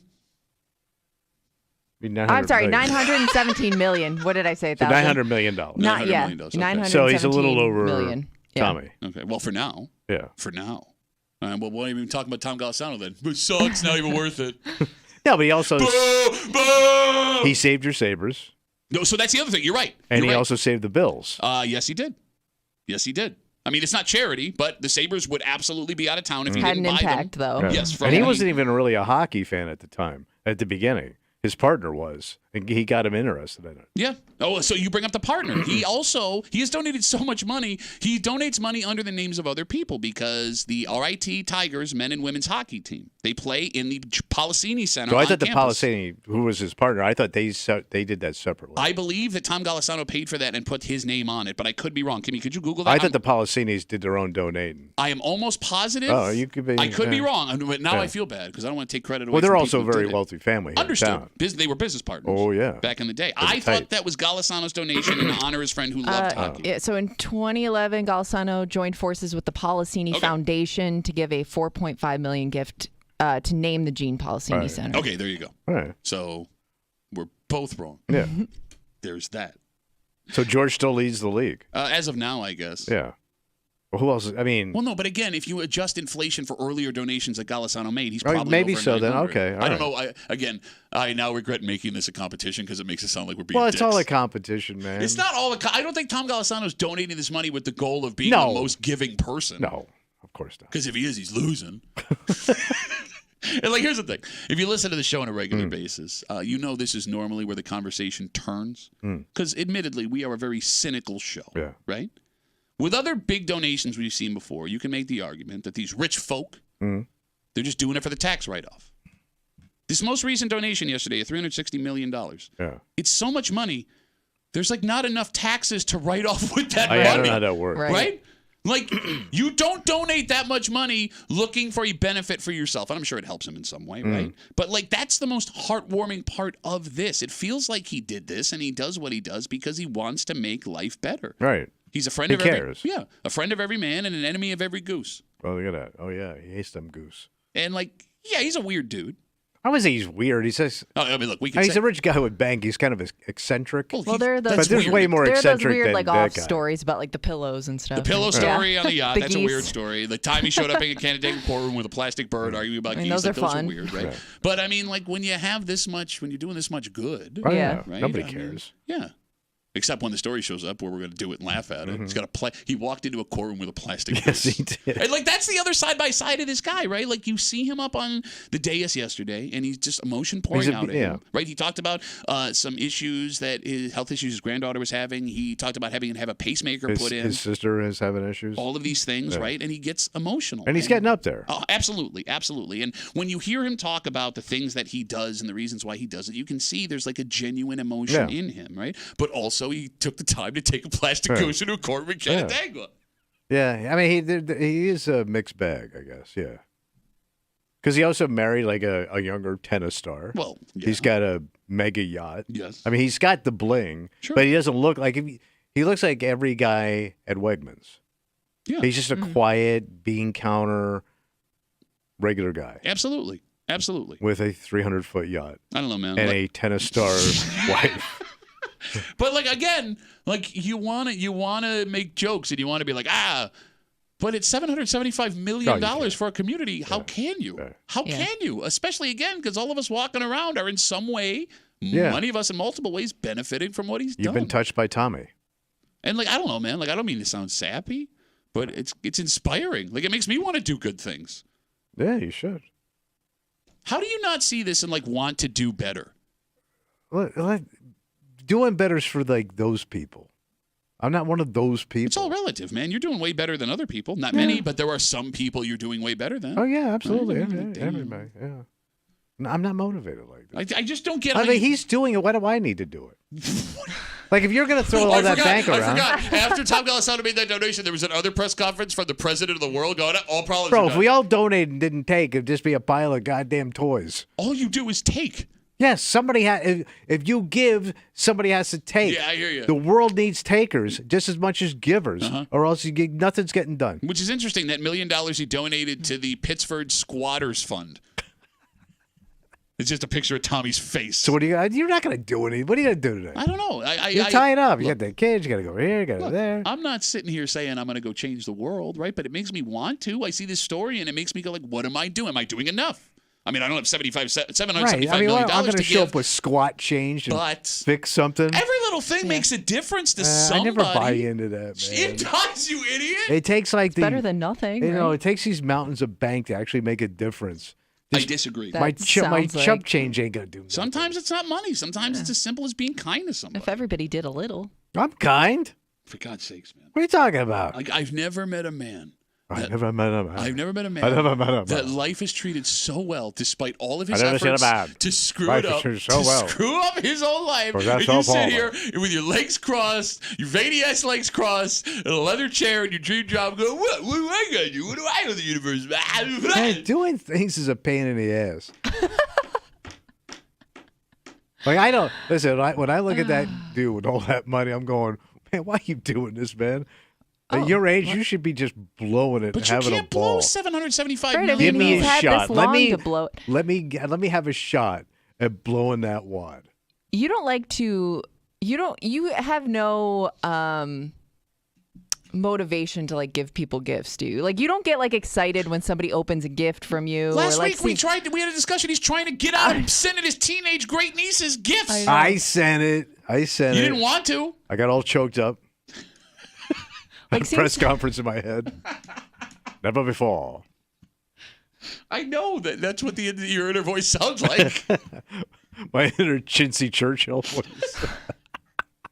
All right, let's take a break. All right. We got Hey Mail of the Week coming up in just a little while, so type for that. But before we do, it turns out that you could break any law in Western New York as long as Josh Allen's face is on it. Oh, really? Because, Kimmy, did they not tell anybody they were doing this? Well, yeah, but no, everybody knew they were doing it. We saw the progression of it as it was happening. I mean, like, before they started it, because this is a national ad campaign. No, I know. And, like, I've seen it everywhere. So nobody got and I haven't permission to even do seen it? this thing in person yet. Yeah, you nailed it. Before they started this, nobody got permission to do it. So And somebody just went and did something. it sounds like it, but All right. you would think that would mean this is coming down, right? Yeah. Wrong. Oh. Next on CMF.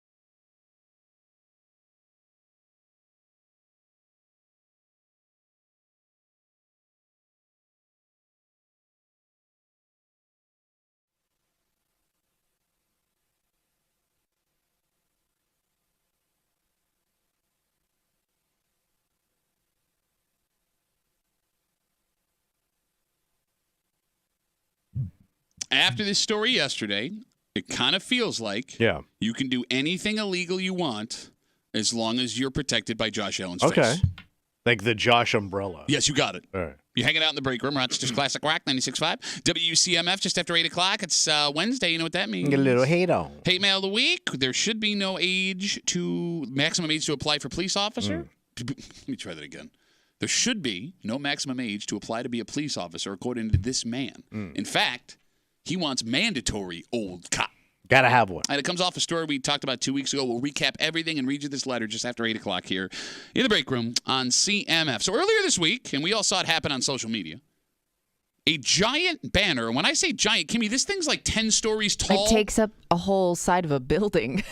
It is Josh Allen's face, and it is part of the national ad campaign he is in with Gatorade. Okay. And on the banner, it's just Josh looking at you. And on top it says, "Is it in you?" It has the Gatorade bolt. You got it. Right. Which I didn't realize it until it's over a man's face. Yep.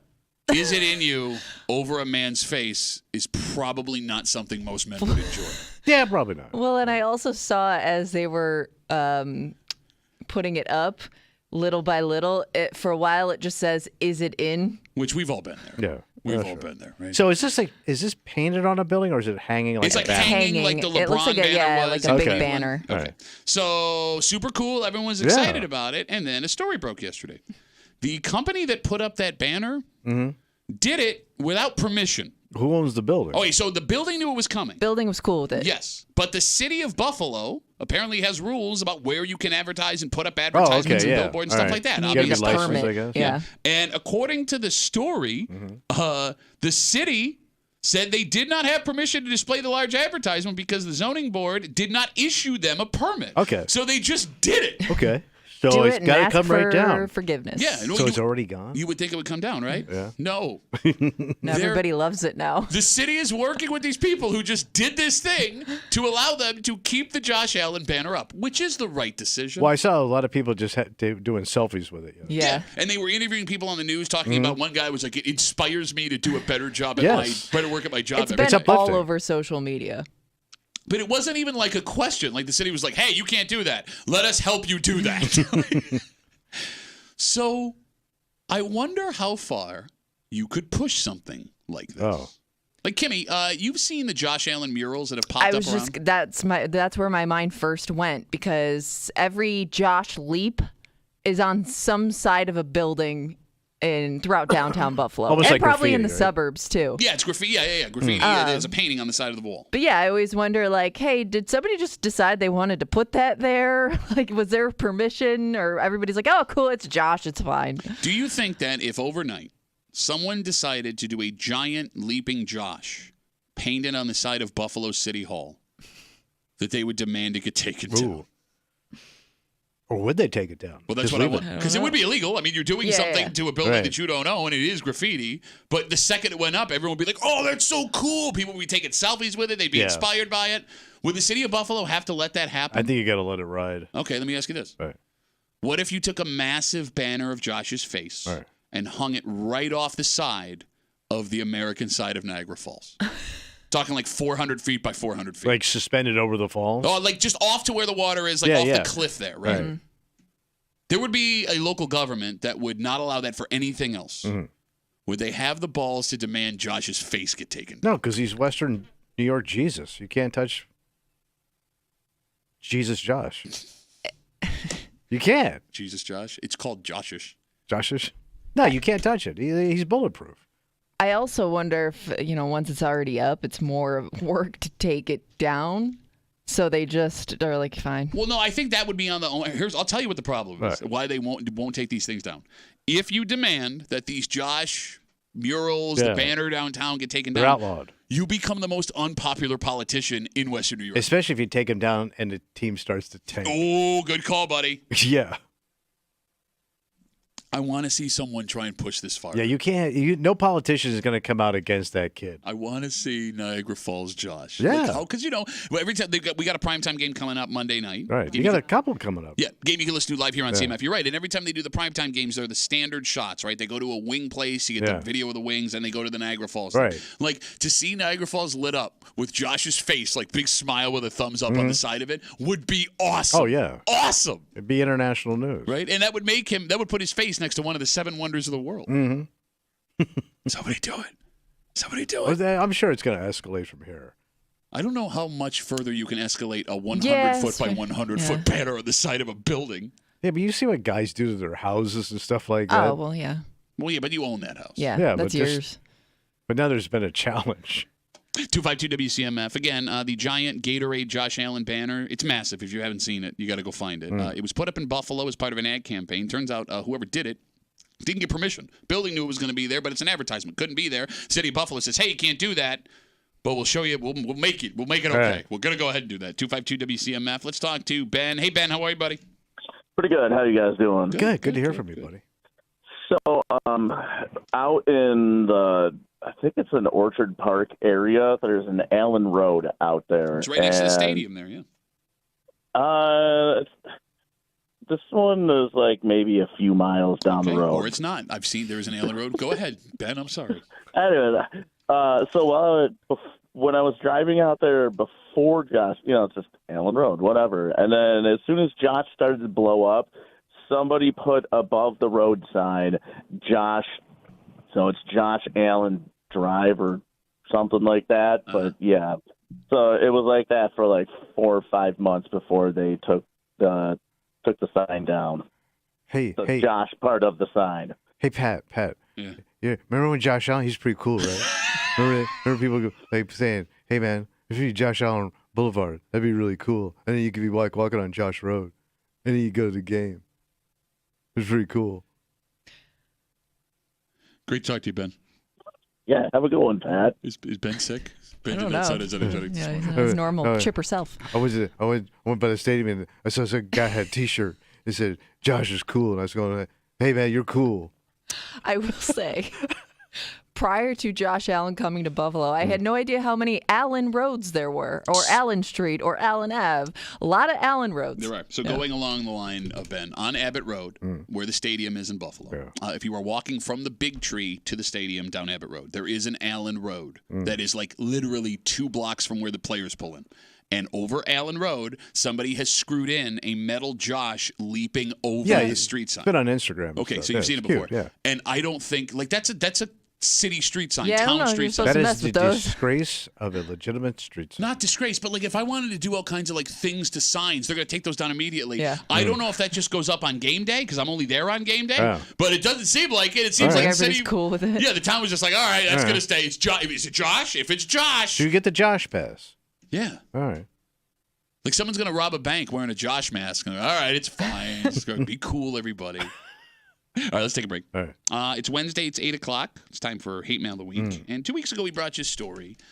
Recruitment drives are on hardcore for police departments across New York coming State. up short. Well, that's just it. The recruitment drives have gone well, and it looks like they're bringing in more candidates. Fantastic. But some lawmakers believe they still need more. All right. And one of the ideas to bring in more officers was to eliminate the maximum age to apply for the job. So it's unlimited. Yes, and we'll recap you on that story. Now, when we first talked about that, you, Kimmy, myself, we all thought this was probably not a good idea. Right. Okay. And not necessary.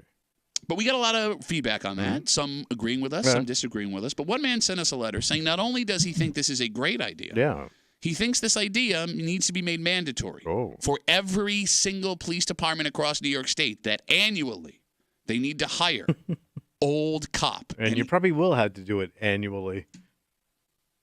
We'll get into the letter next here in the break room on CMF.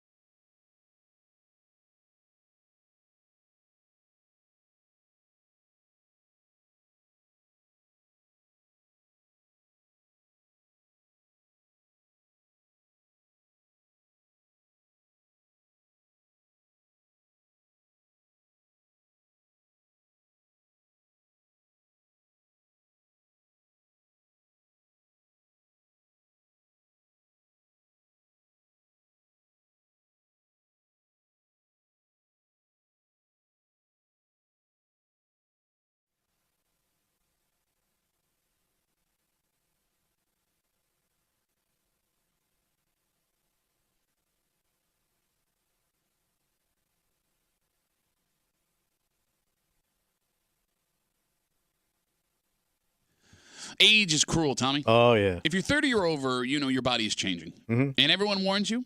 You never think it'll happen to you until one day you wake up, your back hurts a little. You're slightly heavier than you used to be. Nature coming for your ass. You got those crow's feet, Tommy. I'm not talking about everybody, you specifically. Like you might want to get those taken care of. And that's okay. All right. As long as you know your limits as you start to age. Okay. This break is about the limits to your age. Because one lawmaker, in an attempt to bolster the ranks of police departments across the state of New York, came up with an idea. And although all of us in the room thought this idea was a bad one, one man not only thinks this is a good idea, he thinks new officers of a certain age should be mandatory in every department across New York State. All right. You're hanging out in the break room. Rochester's Classic Rock 96.5. WCMF. It's Wednesday. It's 8 o'clock. It's time for Hate Mail of the Week. And about 2 weeks ago, we told you about a new idea from a state lawmaker here in the Empire State. What did they say? Tommy, police departments have been doing all they can to bolster their ranks as police officers are retiring. Yeah. And keep in mind that the retirement age for a police officer is low, 20 or 25 years, depending on where you're working. Yeah. You've seen the recruitment programs being advertised all over the place. The state troopers and the city of Rochester pushing hard. And it turns out they are getting more recruits. Okay. Which is good. But some say it's not enough. All right. To fix this, a new bill was presented in the state legislature. Right now. Yeah. The oldest you can be to take the civil service exam to become a cop in New York is 35 years old. This new bill would eliminate the age requirement entirely. So there's no cap. No matter how old you are, you could try to become a police officer. If you pass, you in. Yes, you got it. Now, to be clear to what you just said, you would still have to pass all the physical and mental tests and the training. Yeah, you got to do all this stuff. So they're not lowering the standards, they're just wiping out the age. And the argument is there are plenty of people, men and women, over the age of 35 that have the physical and mental aptitude to do this job. Okay. So they would still be the same qualified cops on the first day, just with a couple of gray hairs. And the other idea behind this is this person putting out the bill says there are people older who want to go into this line of work because they now feel inspired based on things they're seeing. Okay. And they are being discriminated against based on how old they are. All right. Tommy, you thought this was a bad idea? Yeah. Okay. Kimmy, you did too. Your mic's off. But when we talked about it initially, we got some calls from older guys who believed they could do this. Yes. Believe they can. One guy was very passionate, said he was in his 50s, said he can give him 5 good years. And we received a letter from a man who not only thinks this is good, he actually wants to take it a step further. Yeah. Right. Actual physical letters sent through the mail telling us we suck, wanting old cops. Sit back and enjoy today's Hate Mail of the Week. Why can't a man who is 45 to 55 start a job as a police officer if his body is conditioned enough to do it? The way the law is now in New York, this is a blatant display of age discrimination. I could not agree more that older people should be able to try and become police officers. I say that every police department in the state should be forced to hire at least one police officer over 40 every single year. We need men who remember what this world was like before things got soft. Men that are willing to take back what they used to have and be the line of defense that our communities need against this nonstop barrage of crime that we see every single day on the news. The 40 and 50 and some 60-year-old guys I know are all in better shape than these lazy 20-somethings I see walking around every day. If they won't do it, we'll let the guys who want to get in there make a difference. I bet it'll just be a little while before things change and you see how easy it can be when men who aren't willing to take any heat off anyone are put out there. Sincerely, John. So the 60s, they bring the heat. Yeah, that's right. Mostly to their backs. Because I'm so sore right now. Bro, he even starts talking like a cheesy 70s cop movie. Yeah. They're going to bring the heat. Like that movie Heat. John, it was John, right? Yes. Okay. John wants mandatory older cops for every department in the state of New York. Because those guys will do the job right, Tommy. Yeah. Not like these pansy current cops that John sees everywhere, right? John looks around and he sees soft-ass police officers who aren't getting the job done. John over here, back in the blue hard right now. Okay. Can we have a come to Jesus talk? Sure. Are you ready? It's okay that you are not what you were 20 years ago. Yes. There is nothing to be ashamed of. Physically, it happens to all of us. And the sooner you accept it, the easier your life becomes. You have to make adjustments as you age. I mean, I'm saying this, you're living this, right? Well, we're all living it. Right? I mean, you more than anybody. Well, I'm close to the end, and you'll be there. No, I'm going to be cool forever, man. And when are you going to start? Bought a new boat called I'm going to live forever. I know there are people listening right now who, if they had the chance, could pass tests to become police officers in their late 30s and early 40s. But that still doesn't mean it's a good idea. Yeah, you're right. The biggest problem in this specific situation, and the phone number is 252-WCMF, 252-9263, isn't whether or not you can do the job now. It's if you can put 20 to 25 years in. Day after day. The grind of being a police officer. You got it. Like, police departments are looking for people to put in, like you said, day after day, 20 to 25 years. You going in for 10 years as a 40-year-old person doesn't do them any good. No. It does not do them any good. Because we had to keep recruiting people. Exactly. By the time you're done, well, all of a sudden, you got the same problem again. You know what every person in their life needs? What's that? And, John, if you can hear us right now, you got to listen. And we're saying this from a place of kindness, okay? They need someone who will tell them what their limit is. Usually that's a wife. Okay. Maybe John's single. All right. He does have enough time to write letters to radio stations. Yeah, true. You need someone who cares about you, that will pull you aside before you do something that your body cannot handle and say, hey, listen, this is bad for you, and that's okay. And yes, there will be trial and error along the way. And yes, you will start to do things and realize they're not as easy anymore. And you will fail at things you used to do easily. But there are levels of how serious those consequences can be in life. Yeah. For example, if you hurt yourself playing pickup basketball because your body can't hold up like it used to, that sucks. But that sucks a whole lot less than blowing your knee out or throwing your back out in the first 6 months of working as a police officer at 42 years old. Chasing those bad guys down. Because, Tommy, those stakes are much higher. Yeah. Much higher. I agree. But, you know, you see all them ads for old people doing all kinds of stuff, right? Zip lining, scuba diving, horseback riding on the beach with my wife. No, but go do that stuff.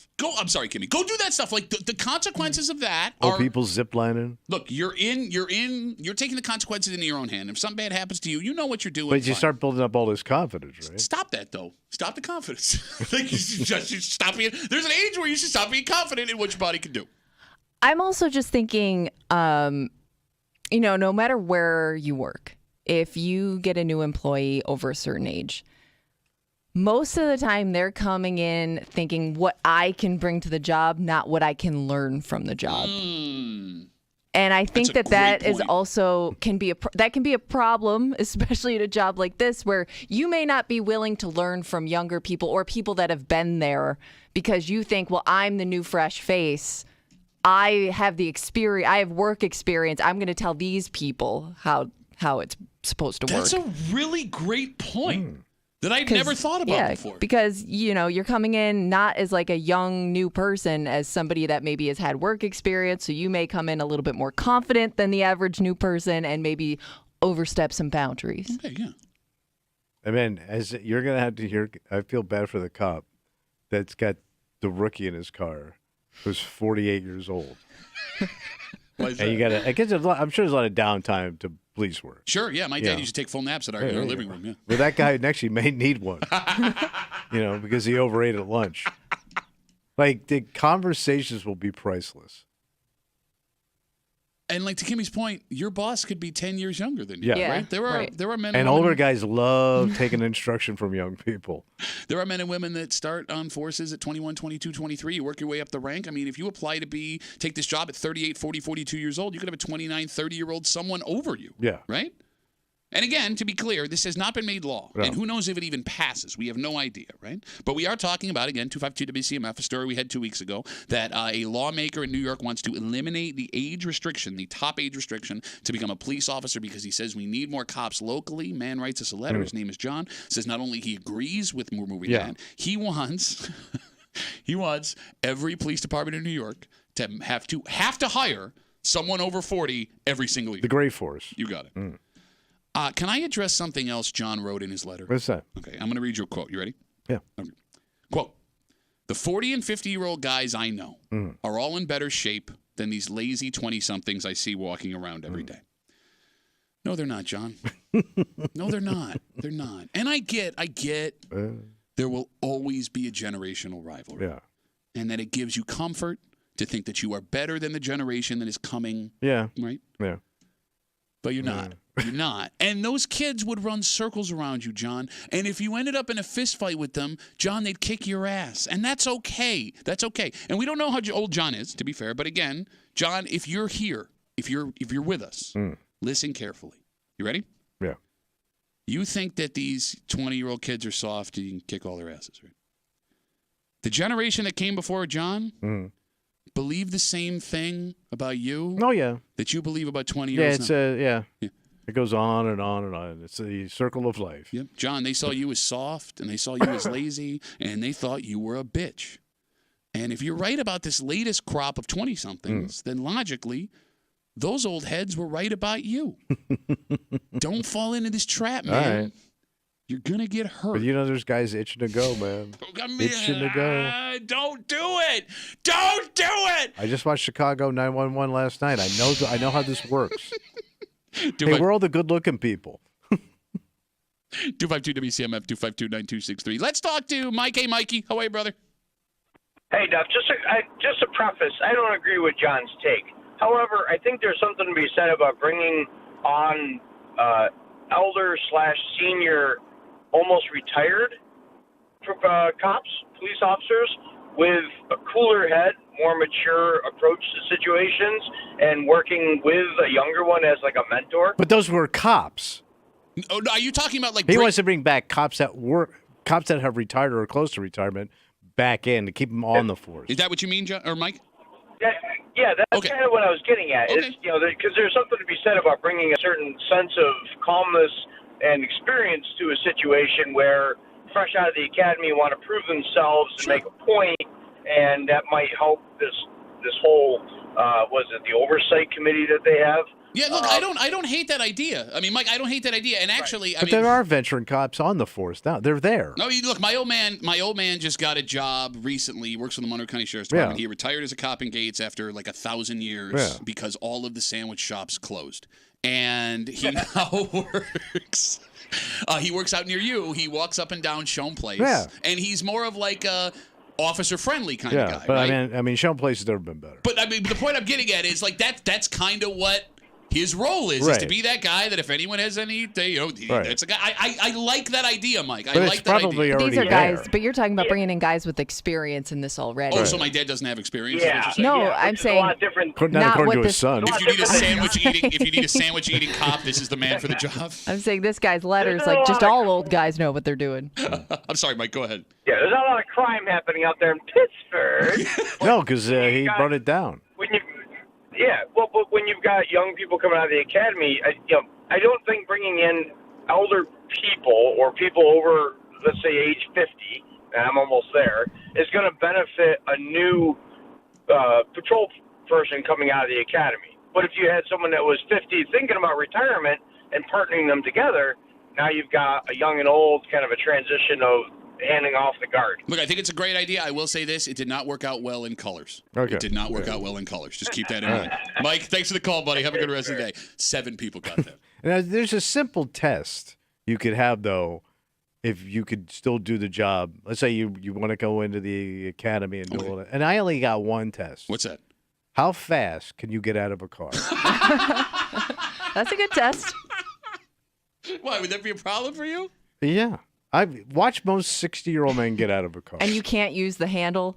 You got to do it freehand. You got to jump out of the car. You're making it sound like an Olympic event. Freehand car dismount. And if you can't even do that, you're out. That's a pretty good test. I like that test. All right, listen. And again, I'm not trying to be a dick. I'm saying this as a man who is starting to feel his body age at 38 years old. All right?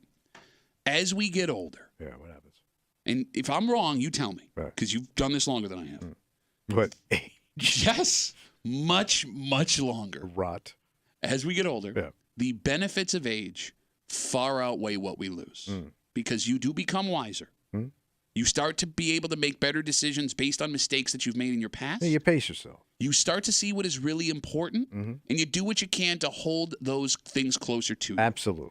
And if you have that, against getting to run a 9-minute mile at 45, I'd much rather have those first 3 things. Oh, sure. Is that fair? Yeah. Right? Yeah, get more comfortable. Like, those are way more important. Like, what your body takes away from you, what time takes away from you, is not even close to as valuable as what you are handed. But you got to listen to your body. You do have to listen to your body. And most men don't listen to their body. Listen to your body. It's speaking to you now. Yes. It's saying, stop. And if you see my dad out in Sean Place, give the man a sandwich. He's probably starving. Will you? Thank you. Let's take a break. You want to talk about some balls, bro? Yeah, whatever. Oh, my God. There has to be a part of the story we don't know. All right. Because if not, this is the most ridiculous attempted crime. Oh. And I say attempted. If the allegations are true, please say he did it. Oh, okay. Please say he did this. Didn't involve a gun. Didn't involve a knife. Oh. But it's the grandest of grand larceny. Damn. I'll tell you what this man is accused of involving a car he was selling. And I promise you, you will not figure out how this ends. So we're going to do it next in the break room on CMF.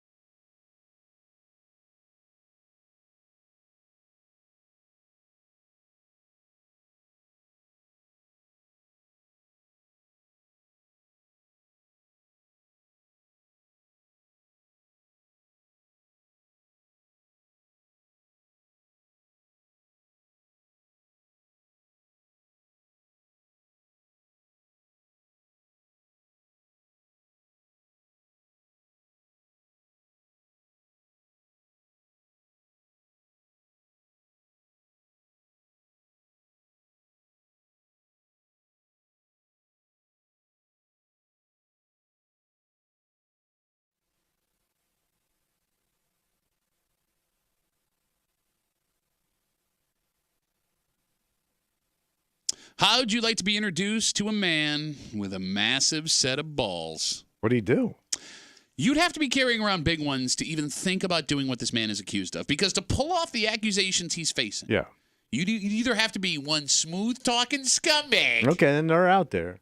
Or the dumbest man that's ever lived. And they're out there. You're hanging out in the break room. Rochester's Classic Rock 96.5. WCMF, Clapton, the Allman Brothers Band, Skinner, the band, Grateful Dead, Eagles, tributes to some of the greatest bands in history. They're coming to the Fort Hill Performing Arts Center stage. You can head to the contest page right now, WCMF.com. Enter for your chance to win a Legends of Rock tribute pack. That includes a pair of tickets to 5 shows. 2024 tribute shows this fall, courtesy of Fort Hill Performing Arts Center. If you can't wait to win, get your tickets today at forthillpac.org. Your ticket price leaves plenty for drinks and dinner at one of Canandaigua's great bars and restaurants, just minutes from an intimate, near-perfect acoustic concert experience. We going to the spa? No, I mean, this is my perfect acoustic voice. Do you hear how acoustically pleasing it is? No, I don't. I would make a lot of money on those, like, weird fetish sites. What is it, ASMR? Oh, yeah. Talk like this. You could just do that if you want. Is that doing it for you guys? No. I want my money back. Giving it away. Here's your free sample. Go check it out, WCMF.com contest page. Good luck from your friends here on CMF. You want to take a little bit of a ride with me? Yeah, where are we going? Cuyahoga County. Oh, Cuyahoga. Cuyahoga County. There lives a 56-year-old man who was looking to sell a car. All right. We don't know what kind of car it was, but he managed to sell it to someone who needed it. All right, great. So that's all done, except there was one small problem. What was it? There were some issues with the brakes. Okay, some issues. Some issues with the brakes. They grind a little, or like, oh my god! I've given you the information. All I right. have. So this 56-year-old man who sold the car to this person took the car back to do brake maintenance. All right. And I'm going to stop the story here.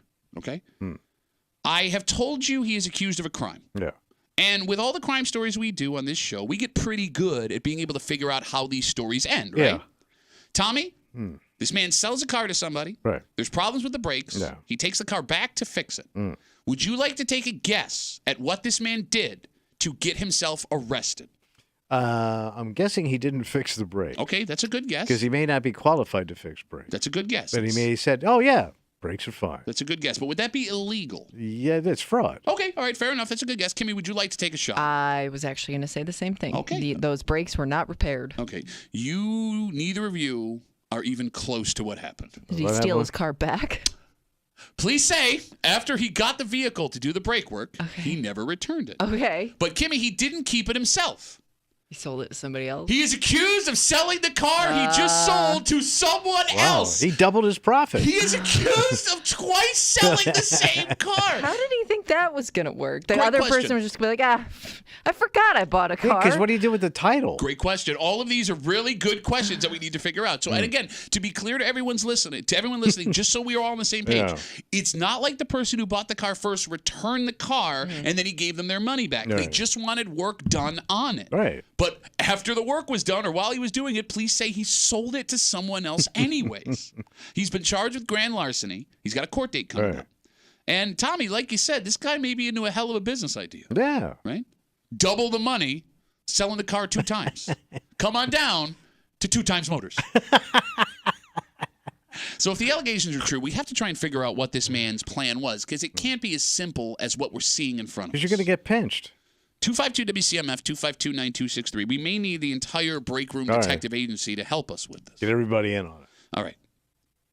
Is it possible that after he got the car back while doing maintenance, that he was offered more than the first person paid for the car? Oh. And the plan was to sell it to that person and try and refund the money to the first person, keeping the difference. But even if that's the case, that dude, the original dude, still needs a car that you sold him. True. So why would he be in on ends your? up with nothing. Why would I give? Even if you were going to give me my money back, I'm inconvenienced. It's not going to work. Well, look, I'm a little disappointed in you because you are not working. Stick around. You're not working with the mind of a scam artist right now. And normally you are. Here's what you would do. If the allegations are true, let's say he could have lied to this person who bought the car in the first place. You get the car back to do the brake maintenance. You go, oh my God, I got under there. Look, the problem's worse than I thought. The rotors are shot? Everything's shot, and it's going to cost thousands of dollars to fix. And look, I feel bad. Let me just give you your money back, and we'll just act like this never happened. Okay. And he sells the car to somebody else. So it's Could be total that. scam all. Yep, he pockets the difference. Okay. I mean, it wouldn't Yeah, be. that one you could pull off. If you bought a car from somebody, realized there were some brake issues, and brought it back for maintenance, and they came to you and said, "Listen, I'm really sorry. Look, I feel terrible. Let me refund you your money." That wouldn't be weird to hear, right? No, actually, you that's might be cutting your losses and moving on. I was going to say you might be thankful for that. Like, wow, I Right. dodged a bullet. But he didn't do that. It doesn't say in the story he tried to offer a refund. Right. He couldn't be as dumb as telling me he couldn't just sell the car. There's no chance. But also, the guy buying the car, where's the title? If the other guy's holding the title. That's a good question. Unless the car had just been purchased. Yeah. Something hadn't gone through yet, and he just took the car back. Because you're right. To sell the car to a second person, he would need proof. Sign things over. Right. You can't have like two titles, can you? I don't think so. Why would you? I mean, the state would only issue one title for a car. Okay. No, I understand how titles work. How would you have two unless you just forged it? I mean, that would be a thing. Oh, Kimmy's making a face. Right. We got a All right, Kimmy I'm getting face. mixed reviews here. Okay. Much like this show. Take your time. We're just doing a radio Well, show. I want to get the right info. Okay. Right. So give me a second. A little aggressive there. I don't want to give you the wrong information. I'm doing my job. Hey, are you done? Are you done? It sounds like you can technically. Get two titles? This is like a good idea. Your party title and your big title? This is saying no, a car can't have two titles, but it can have multiple owners listed on a single title. Okay, that's not the same. No. Boo. But then this one says All the that answer work for is nothing. yes, and both can own it. So I don't know. Oh, so if you are owning the car with somebody else, you can each have your own separate title? I guess, okay, maybe. All right. But it's only really one technical title Okay, now with two names. Now we're getting into Do some semantics. further research here. All right, where are you? Where are your gearheads? 252 WCMF 252-9263. Could he have had two titles for the car to be able to pull this off? Because the other way that it happens is he never actually signed the title over to this other person. It was too quick. But I would think the second you handed cash to that man for the car, you would say, I'm not driving off without it. Unless you sold it to someone you were like really close with. Or the guy's really dumb. Okay. Like he yeah. could have said, "Oh, you know what? I don't have the title right away. It's at the bank. I gotta get it. I gotta go to the bank, safety deposit box, get it. I'll get it to you in a few days." Okay, see, that wouldn't work because you're the only person in the world that still uses a safety deposit box. Unless you're buying a car from Tommy Muley or George Eastman, there would not be a safety deposit box involved. I do. I like my safety deposit. I keep all my valuables. I know you. What valuables? I have 2 sets of divorce papers. A CMF T-shirt from 1994. I do. I do. I have all that. A couple of bumper stickers. 252 WCMF 252-9263. All right, Kimmy, it looks like people are trying to get through, so you can stop your research if we want to try and get a solid listener All right, answer. well, we'll give it a go. All right. Again, we're talking about this guy out in Cayuga County. He is accused of selling a car to somebody. There were some issues with the brakes, so he took it back to do maintenance on it, according to police. Then when he got it back, he then sold the car to somebody else. He sold the car twice. According to police, he's been arrested for grand larceny. He has a court date coming up. All right, 252 WCMF, 252-9263. I expected a certain name and a certain voice. Okay. And you know what? That's wrong of me. All right. That's wrong of me because there are people that know about cars that are not just gruff old men. All right. For example, we have a car expert named Dottie. Dottie? Dottie is on CMF. Hey, Dottie, how are you? Hi, how are you? Good. What do you got? So I think what he did is he claimed the title was lost, and he applied to the DMV for another one. Ah, okay. That's if the allegations are true. Okay, so, yeah, I guess that would make sense. And then I'm wondering if he's not trying to lie and claim that he refunded the other person their money. So that was a theory, but it didn't show up in the story. And, I mean, that would make sense. Again, like, if you had the ability to make more money. Yeah. Right? I mean, like. But eventually he was going to catch up to you. Yeah, unless the person agreed to a refund, but which, again, it doesn't say in the story. All right, so, Dottie, I can get two titles if I lie and say I've lost the first title. Right, because sometimes it happens, you know. Sure. How hard is it to get a new From title? what I understand, the most recent title that was issued is the only valid title. Okay, how hard would it be? Like, is it difficult to get a second title? Like, what do I have to bring to prove I lost my first title? The other title. You can even do it online, I think. That seems like a pretty big Claim oversight, you Dottie. lost the title, yep. Okay. All right. Well, Dottie, I definitely know you can go in person and do it. I mean, But she is a I Dottie. also think you can do it online. All right, Dottie, I do want to say this is an honor because I think this is probably the last Dottie I'll ever talk to for the rest of my The life. first and last, Yeah. first Dottie on the To show. me before. Oh, right. Yeah, we usually call her Dorothy. Oh, wait, no. Didn't you call up and yell at me because you used to work at a car dealership and you said I was saying stupid stuff? No, I talked to you guys about that I fostered cats, and it was a cat story. Right, I'm sorry. That name actually checks out better. Cat. Yeah, Cat Foster Dottie. Yeah. All right, Dottie, thank you for the call. I really appreciate it. All right, thanks. Have a great day, you guys. Thank you. Did you think there were any Dotties left? No. I mean, I'm glad there's a Dottie left. I haven't had Dot, but she old. She's still alive? I think so. You think so? I kind of lost contact. What, did you not call her this morning? No, she's in Auburn, but she's with my cousin. How I don't, old is she? She's down the street. She could be. Oh, my Aunt Dot's got to be in her 90s if she's still around. But like, okay. I have no further questions. She had a good run, She man. lives down the street. Like, this ain't like a Florida or New York. She was one of my favorite aunts. She One of your favorite aunts, and you have no idea what sometimes you happened to her. lose contact. With a 90-year-old? Yes. How? They don't go anywhere. Well, my Uncle Ron's gone. She's living with family. Okay, She's I got understand. she went the way of my mother. Maybe call I'm sure she wants to sold out on the air. No, look, you started it with the dot talk. Dot talking. Talking about like my mother, all her sisters had like old lady names. Edith, Betty, Leona. Yeah, that's a They're all lineup. old lady. They're all names from the 1920s. Because they were born in the 1920s. Yeah, I know. There wasn't like one Sue in there. It's like, it's like all those firefighters are wearing firefighter hats. Why do you think that is? But they all had like old guys. My uncles had old men names. Dick, Al, Frank. That's a hell of a bowling team. Oh, yeah. 252 WCMF again, talking about this man out in Cayuga County who was accused of selling a car twice after he sold it first, and then got it back to do maintenance on the brakes, and then, according to police, sold it to somebody else. Let me ask you this. Go ahead. If this man was offered more money for the car after he got it back, like somebody comes by and goes, how much is that car? He goes, oh, it's not for sale. I'll give you blank. Would you blame him for trying to do this? I mean, you may try to like get out of the other deal, but to literally sell the car before you settled the other deal is a scamola. How much of a difference in cash? Like, how much extra profit would he have to make where you would understand him selling the car outright and then trying to figure it out on the back end? $1,000. Yeah, it's kind of my... That low? That's not a lot of money. Well, this car can't be that great to begin with, considering the brakes are shot. So I'm guessing this isn't a fabulous ride or like a classic Corvette. Well, it could be a classic. I mean, those cars are around long enough where you got to have maintenance done. Yeah, but you kind of let it go. Okay, but also the fact that he took it back to do the work himself tells me, and I'm just thinking out loud He's here. a gearhead. Well, not only that, but this is a unique car that he has experience All right. with. You know what I mean? All right, so let's say it's a fine ride. Okay. Let's say that ride's worth $15,000. Okay. So how much more profit would you need? Let's say, he was. I don't know. I'm asking you. So let's say the guy goes, "I'll give you 20G."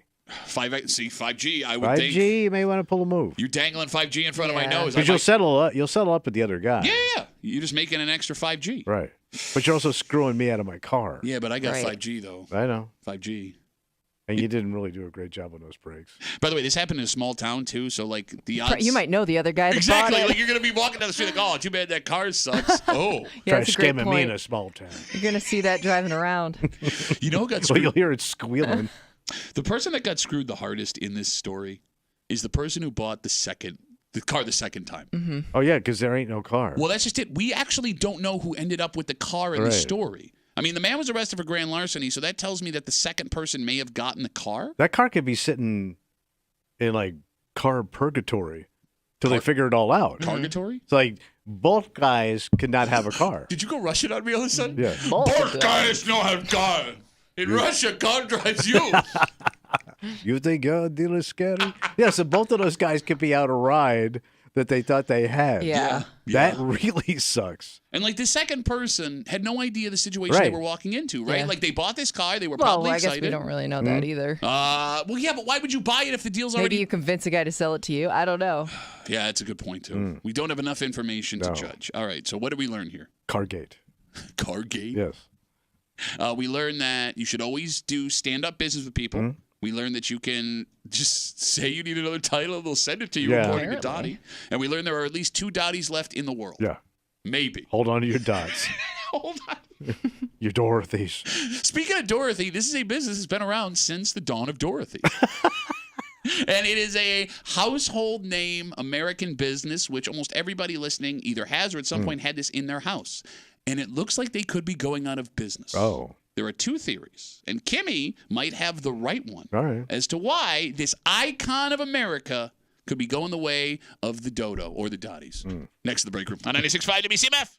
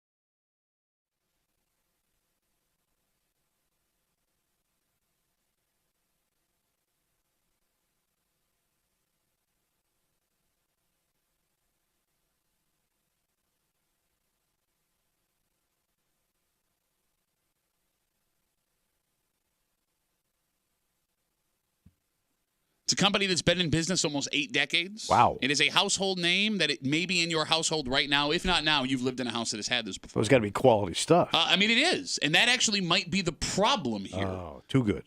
This company going out of business, there are 2 theories, and Kimmy might have the better theory.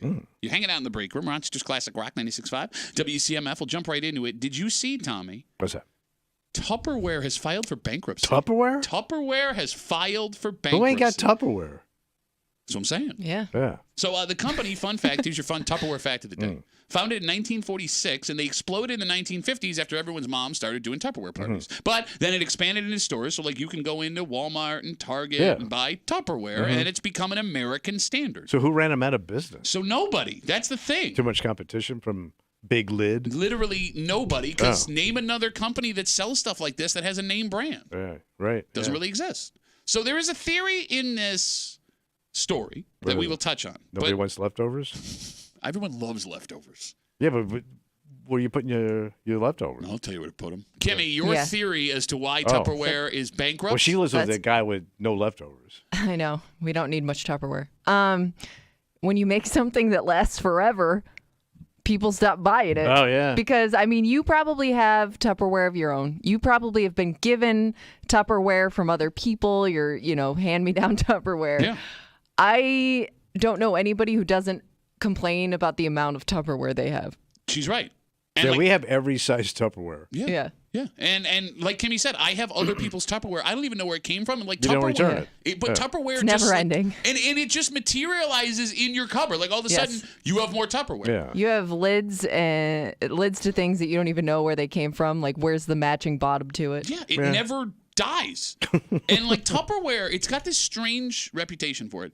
It's the one item in the kitchen that even the most OCD clean people have all agreed you can get it grossed and stained and you'll keep using it. Well, as soon as you put tomato sauce in it, it's done. Put it in the microwave. It's done. You have, if you want to try and keep it clean, you have to have one spaghetti Tupperware, or else everything is going to turn red. Yeah, they get rank. Yeah, but here's the thing: it doesn't matter. We keep using it. No, you throw it in the dishwasher and blast it out. Exactly. So that is a great theory. That is a great theory. It's too good.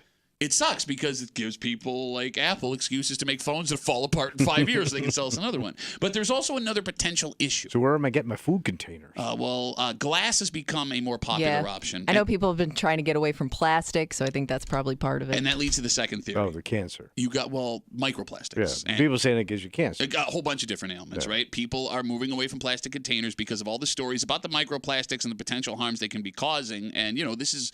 Yeah, but I like my food heated up in plastic. Bro, it is horrifying to think, because it's still early on here, right? As we're learning about this stuff, and it's very possible this is really, really bad, like the equivalent of the lead in the gasoline for your generation, right? But it is horrific to think if this stuff is actually that bad for us, what we heated in the microwave. I still do. Ay. Because it's like, hey, pop it in for 60 seconds, good to go. My wife has gotten to the point where she won't cook anything in the microwave in a container that comes from a restaurant. Oh, really? It's like a plastic one? Yeah. Whereas I'm just like, boop, boop, I already got enough plastics in me, whatever. I'm trying to think of how much stuff I've eaten off of styrofoam and everything else. Yes! Any of that to-go stuff from a grocery store is in one of those containers most of the time, right? You just pop it in the microwave and heat it up. But back in the day, if you went and got a coffee to go somewhere, before the explosion Dunkin' and Starbucks, you got a styrofoam cup, and they poured steaming hot coffee in it. And then you drank it. Yeah, not great. Every trucker should have died at 32. They did. They all died at 32. What did we find out, a couple months ago? You're not supposed to put the cup of noodles in the microwave? Yeah, that can cause... But it says that's how you cook it. I know. But that was news to me. All this steaming No, it doesn't say that's how you cook it. We just decided that's how we were going to cook it. But all this steaming bag stuff. You just pop in there, you got rice. It is fun. It's a miracle. Rice done. But that's... Wegmans still sells some of that stuff, and I don't know why I Which put the steam in the bag. Oh, I love that stuff. Same here, and I don't know why I have put all of my faith in Wegmans, right? Because remember, they wouldn't do it if it was dangerous. Well, but it was fine when I was single. I lived off that stuff. Yeah. And a couple of months ago, or was it over a year ago now, they removed their diet WPOP. Yeah, the sodas. Yeah, it didn't meet their standard for whatever, right? I assume now that Wegmans has looked into all the... It's wrong. It's wrong of me to assume, right? But Wegmans sells a steamable bag. It's probably safe. I want the convenience, man. I'm not living forever. But I would think it is weird God. because I would think you would be more picky about that stuff because you have the time to do it. I would think parents of children are the ones that are the most concerned with the easy, ready to go stuff, even though you need to save the time. Well, here's what sucks about it is like when all this plastic stuff, because it was right around the same time as COVID and it kind of got covered up because, the whole pandemic thing. My wife wanted to invest in a set of like glass Tupperware. Mm-hmm. So but it's like heavy glass that you could put in the oven and stuff. You got it. That kind of stuff. No, but this was stuff to like carry around stuff for the kids. Yeah. You like put in their lunchbox and and you stuff. drop it and you're done. Bro, the expense.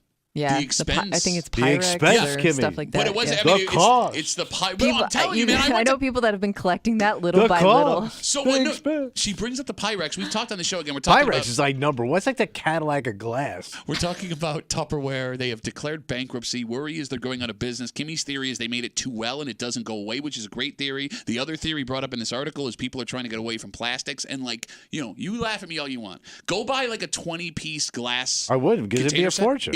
At Target. Yeah. I could not believe it. And it's heavy. Yeah. It does make you feel fancy, though. I'll tell you that. It does. Yeah, you got to lug it around. Well, still, but it's like, look at me. You drop it, it cracks. Here's the other thing. Think of all the disgusting things you've done with Tupperware. You put things in Tupperware that you shouldn't have, rinsed it out, and then Or like left it in your car. your car, cleaned things up, threw things in. You needed something to catch something real quick that was dripping somewhere. Yeah, you're right. You had to take your dog's dump to the vet and show it to him. Well, wouldn't you just leave it there? I just put that in a plastic bag. Yeah. No, but if you got Remind me to Tupperware, you seal it up nice with that patented burp, no stink. Remind me to never eat leftovers at your house. I took my dog's fecal matter in Tupperware to the vet. It was what are you talking about? It was perfect. But why did you just Did you leave reuse the it? Tupperware? Yeah, I did. I threw it in the dishwasher. Bro, you eat and ingest so much ass in your lifetime that you don't even know about. Well, yeah, only because I knew your mom. But outside of that, regular people. But when you don't know about it, it's easier to get past than if you do know about Everybody's it. done something disgusting with Tupperware, and they've served you food in it later. Now that we're having this conversation, so we bring up the glass stuff. Kimmy, you talked about Pyrex. The reason why Pyrex has re-exploded in the glassware, in popularity. So, for example, we talked about this on the show like a year ago. Corningware and Pyrex goes for big bucks, vintage stuff on eBay. And if you find that stuff in a thrift store, you jump on it. You do, because you can flip it and make legitimate amount. Kimmy, flip that glass. One of our coworkers. Yes. Oh, yeah, he cleaned up. Yeah, they bought a house. His family did. They found this Pyrex collection on the wall. They paid for the house. Legit. Yes. Yeah. But I'm thinking now, like, back as a kid, all of our dishes were Tupperware dishes. Yeah. Everything was plastic. And I remember we had this green plate that I used on a regular basis. And we had these busted. My mother and never bought new silverware our lives. So nothing matched. It was nothing matched. We had these steak knives. They had a wood handle that looked like they were carved out of like the original Johnny Appleseed planted tree. And they were just gnarly. And I would like cut food on this plastic plate. And I vividly remember pieces of the plate like on the food I was eating. I'm just like, blah, blah, blah. Shards of plastic. So I'm not even like ingesting like I'm ingesting the actual plastic. Straight up plastic. I'm going to die tomorrow. Ah, you're fine. We're all going to die. By the way, we're living longer than ever. We were. We are. We were living longer. Death by Tupperware. It also makes you wonder too, like, I brought up the lead and the gasoline, really unhealthy. They changed that. Yeah. Okay, everything's going to be better now. Now here come the microplastics. This could be really terrifying. All right, but they're going to make moves. I'm assuming if the research we're doing holds true, they'll change that. Right. What's going to be the next thing? Because there's always going to be a thing. Well, they already scheduled with like the sugar substitutes that give you cancer. Well, that was like 40 years ago. Cigarettes be bad. Obviously. All right. So what would be the next thing we're enjoying now we'll have to give up? Like something that we use on a daily basis that's relatively new, where we're like, wow, this is great. And then all of a sudden, is it phones? Oh, well, yeah. Well, the radiation coming out of your phone? We would probably know that by now, right? Well, no, we didn't know for plastics. Has it been enough time? It's going to be something. Something that you love and that's super convenient. Yeah. But like phone seems too obvious, right? Like phone, it was like, of course, right. like nobody saw people were suspicious of that from day one, kind of thing. Were people suspicious of I don't remember people being suspicious of plastic back in the day. No, right? No, it was like the space age modern convenience. Who would have thought that putting a bunch of oil into a container that you heated up and ate out of would have been a bad idea? But yeah, but here's the thing, like, so you have your microwave oven, right? Sure, yeah. They've never recalled one of them. What's that thing doing? It cooks it in 60 seconds, and I can touch it almost as soon as I open up the thing. What's going on with that? Well, they never recalled. They never said that this is bad for you. Well, yeah, but that's also been around for so long that we would probably know that by now, right? Right. Oh. So just think about throughout the rest of your day, if you really want to be paranoid, what daily I know what it thing- is. What is it? Wi-Fi. Shut up. What's floating through your house, man? Shut up, The man. Wi-Fi waves are going and cooking Wi-Fi waves, man. cooking your brain, and it's forcing you to eat plastic. We're going to be a bunch of Wi-Fi brain-eating, plastic-chewing people. It's time to take Facebook away from Tommy. Well, think about what's floating through your house. Hold on, Aaron Rodgers is on hold. He wants to talk to you about The your Wi-Fi. ideas. Yeah, okay. Maybe the Let's Wi-Fi talk- make us crazy. Okay, but wait a minute. We've been blasting radio waves throughout the air our entire Different. lives. It's Wi-Fi. It's different. Explain it to me, man who's worked at radio for 3 decades. What's different about it? It's modern. And it's faster. Let's take a break. All right. As we talk about old school stuff, it wasn't uncommon back in the day to meet a man and then his wife. And his wife was younger than he was. Yeah. And I don't mean like significantly younger, but 5, 6, 7 years younger. Young bride. That's changing. Oh, what's going on now? In fact, right now, The old bride? the age gap when it comes to husbands and wives is smaller than it's ever been in American history. So it's tight. Yes. And it brings up, Tommy, it seems as time moves forward, the age gap in marriage is becoming less and less acceptable. We'll get into it. And we'll do it next here in the break room on 96.5 WCMF.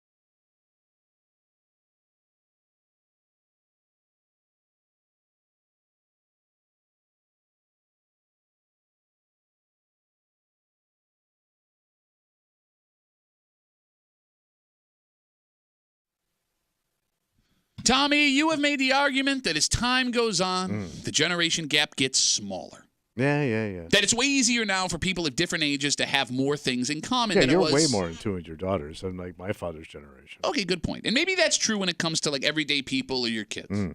But when it comes to relationships, it looks like the opposite is happening. What's going on? Well, at this moment, if you are in a relationship with someone, odds are they are closer to you in age than in any time in American history. So no more creepy relationships. Well, not necessarily. You're hanging out in the break room. Rochester's Classic Rock 96.5. WCMF. Speaking of creepy. What's going on? Our live stream is up. Oh. Yep, you can check it out at the Odyssey app, WCMF.com, YouTube, and Twitch. What's creepy about that? Well, I'll say this, and this has been bothering me all day. You can get the video on YouTube and Twitch at the break room, WCMF.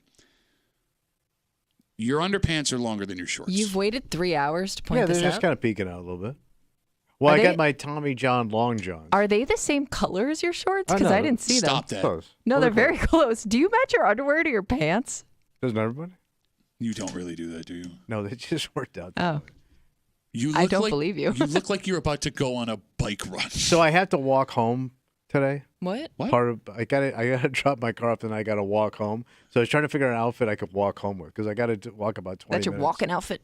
Well, I gotta walk like 20 minutes home today. Okay, but dropping a car off, I gotta walk home. No, I've been staring at your underwear the whole show. Lucky you. Oh, you just seen a little peek. No, but like there's something about. See, I wouldn't even think that was underwear. I would think that was like those biker shorts. Oh no, underneath. those bird dogs. Yeah. Don't they have like a liner in them? Yeah, they do. They do. Oh, you have like your brother. No, I know, but I don't want to see Ryan's. I mean, it just goes to there. I'm looking up, bro. I've been looking up your leg the whole time. Please stop that. And like I love you. You're my boy, right? You got the grossest legs. Man. I have fairly decent legs for a man my age. No, it looks does a like, lot of walking. It looks like a Little bunch of walking legs. He looks like a bunch of earthworms trying to escape to the surface. So if that hasn't sold you enough on our live stream, check that out. All of that brought to you by our good friends at Three Heads Brewing. Three Heads Brewing, they throw you out with shorts that short. All right. Take a peek at my panties. You look like John Stockton at the beach. Kimmy does not know who that is. She knows John Stockton. Her dad hated him. He was a Bulls fan. Right. Yeah, it's true. All right. A new study done by the Pew Research Institute. The age gap between husbands and wives in America is the smallest it's ever been. Okay. So right now, the average age difference in a marriage is 2.2 years. Right. And over half of all marriages in America have spouses who are less than 3 years apart. So no creepiness. You got it. That is up from almost 10%, up almost 10% from just 25 years ago. And it's one half of what it was in the 1950s. Yeah. Do you understand what I'm saying? Oh, yeah. Okay. Why all of a sudden, Tommy, are we looking for people our own age to settle down with? That's a great question. Because maybe young women aren't interested in creepy old men anymore. Well, but why were they interested in them in the first place? Gold diggers, they used to call them. Oh, like my the gold digger God. was like, well, think about it. If you were a young woman and back let's say like my sister's generation. Sure. All right, so my sister came up in the 60s and 70s, still not a lot of opportunity. Absolutely. So they always said, get a rich husband. Okay. Well, rich guys tend to be on the older side. So you would find, if you were 25 and you find a guy 35, 40, he's looking to start a family maybe, or he's on his second run here. Sure. I just think that was I think it was better for women to marry a richer, older guy with more security. I love how you call them gold diggers and not survivalists, because the But way that you was what they were described called. it. But that was the Dean Martin had a TV show where his dancers were called the gold diggers. But that was a term. Okay. And it wasn't a mean term back then. I think it was a mean term. You just didn't think it was mean because you're not a You woman. couldn't have Dean Martin and the greedy bitches, ladies and gentlemen. Yes, you could have in Hey, that the time. kind of greedy bitches. Don Rickles wouldn't have stood for that. Chain smoking greedy bitches. I don't know why they chain smoke. No, but I think women had to do it out of necessity. Okay, fair. Okay, let's. I don't disagree with you. Let's pull it out and maybe take a less sad approach to it. Right. I mean, is it stuff in common now? Because you can make the argument, Kimmy, that technology may have something to do with this. Definitely. I mean, yeah, I think that the age difference shows more maybe with people under a certain age versus over a certain age, and just the way you live your life day to day. There may be such a big gap there with technology and just your interests would be so different. Okay, so with the technology thing, which you brought up, I think that would be the biggest problem. The other thing, for the last 20 years, I mean, social media, dating apps, they played a massive role in who you meet and settle down with. Yeah. Which means you're probably meeting people at the same level of tech savvy that you are. Right? Yeah. Which means they would probably be closer in age to you than meeting someone in a bar 20, 30 years But where ago. did all those old guys, the older guys that scored all those young wives that everybody was disgusted by, what happened to those dudes? Those chicks don't want to go to country clubs anymore? Maybe that's it. That's what I mean. Like maybe the places you're meeting people, meeting people, the ways you're meeting people. Because to your point, even on those dating apps, you can set an age range. So you're not even going to be shown anybody over a certain age if you don't want to. It's probably why you weren't having the success when you were single. No, I also had a drunk 15-year-old with me. Wasn't helping. Bro, that was the greatest wingman you ever had. Hey, hot stuff. Come hang out with my grandpa. Marry my grandpa. 252 WCMF 252-9263. All right, here is the question to everyone listening, and I'll ask you too as well because I'm stuck with you. In your eyes, what is the acceptable age gap when you see two people in a relationship? And I guess the better way to ask, I'm sorry, at what point does the age gap start to get weird? What's the number? I'm going to say 20. That's when it starts to get weird? Yeah.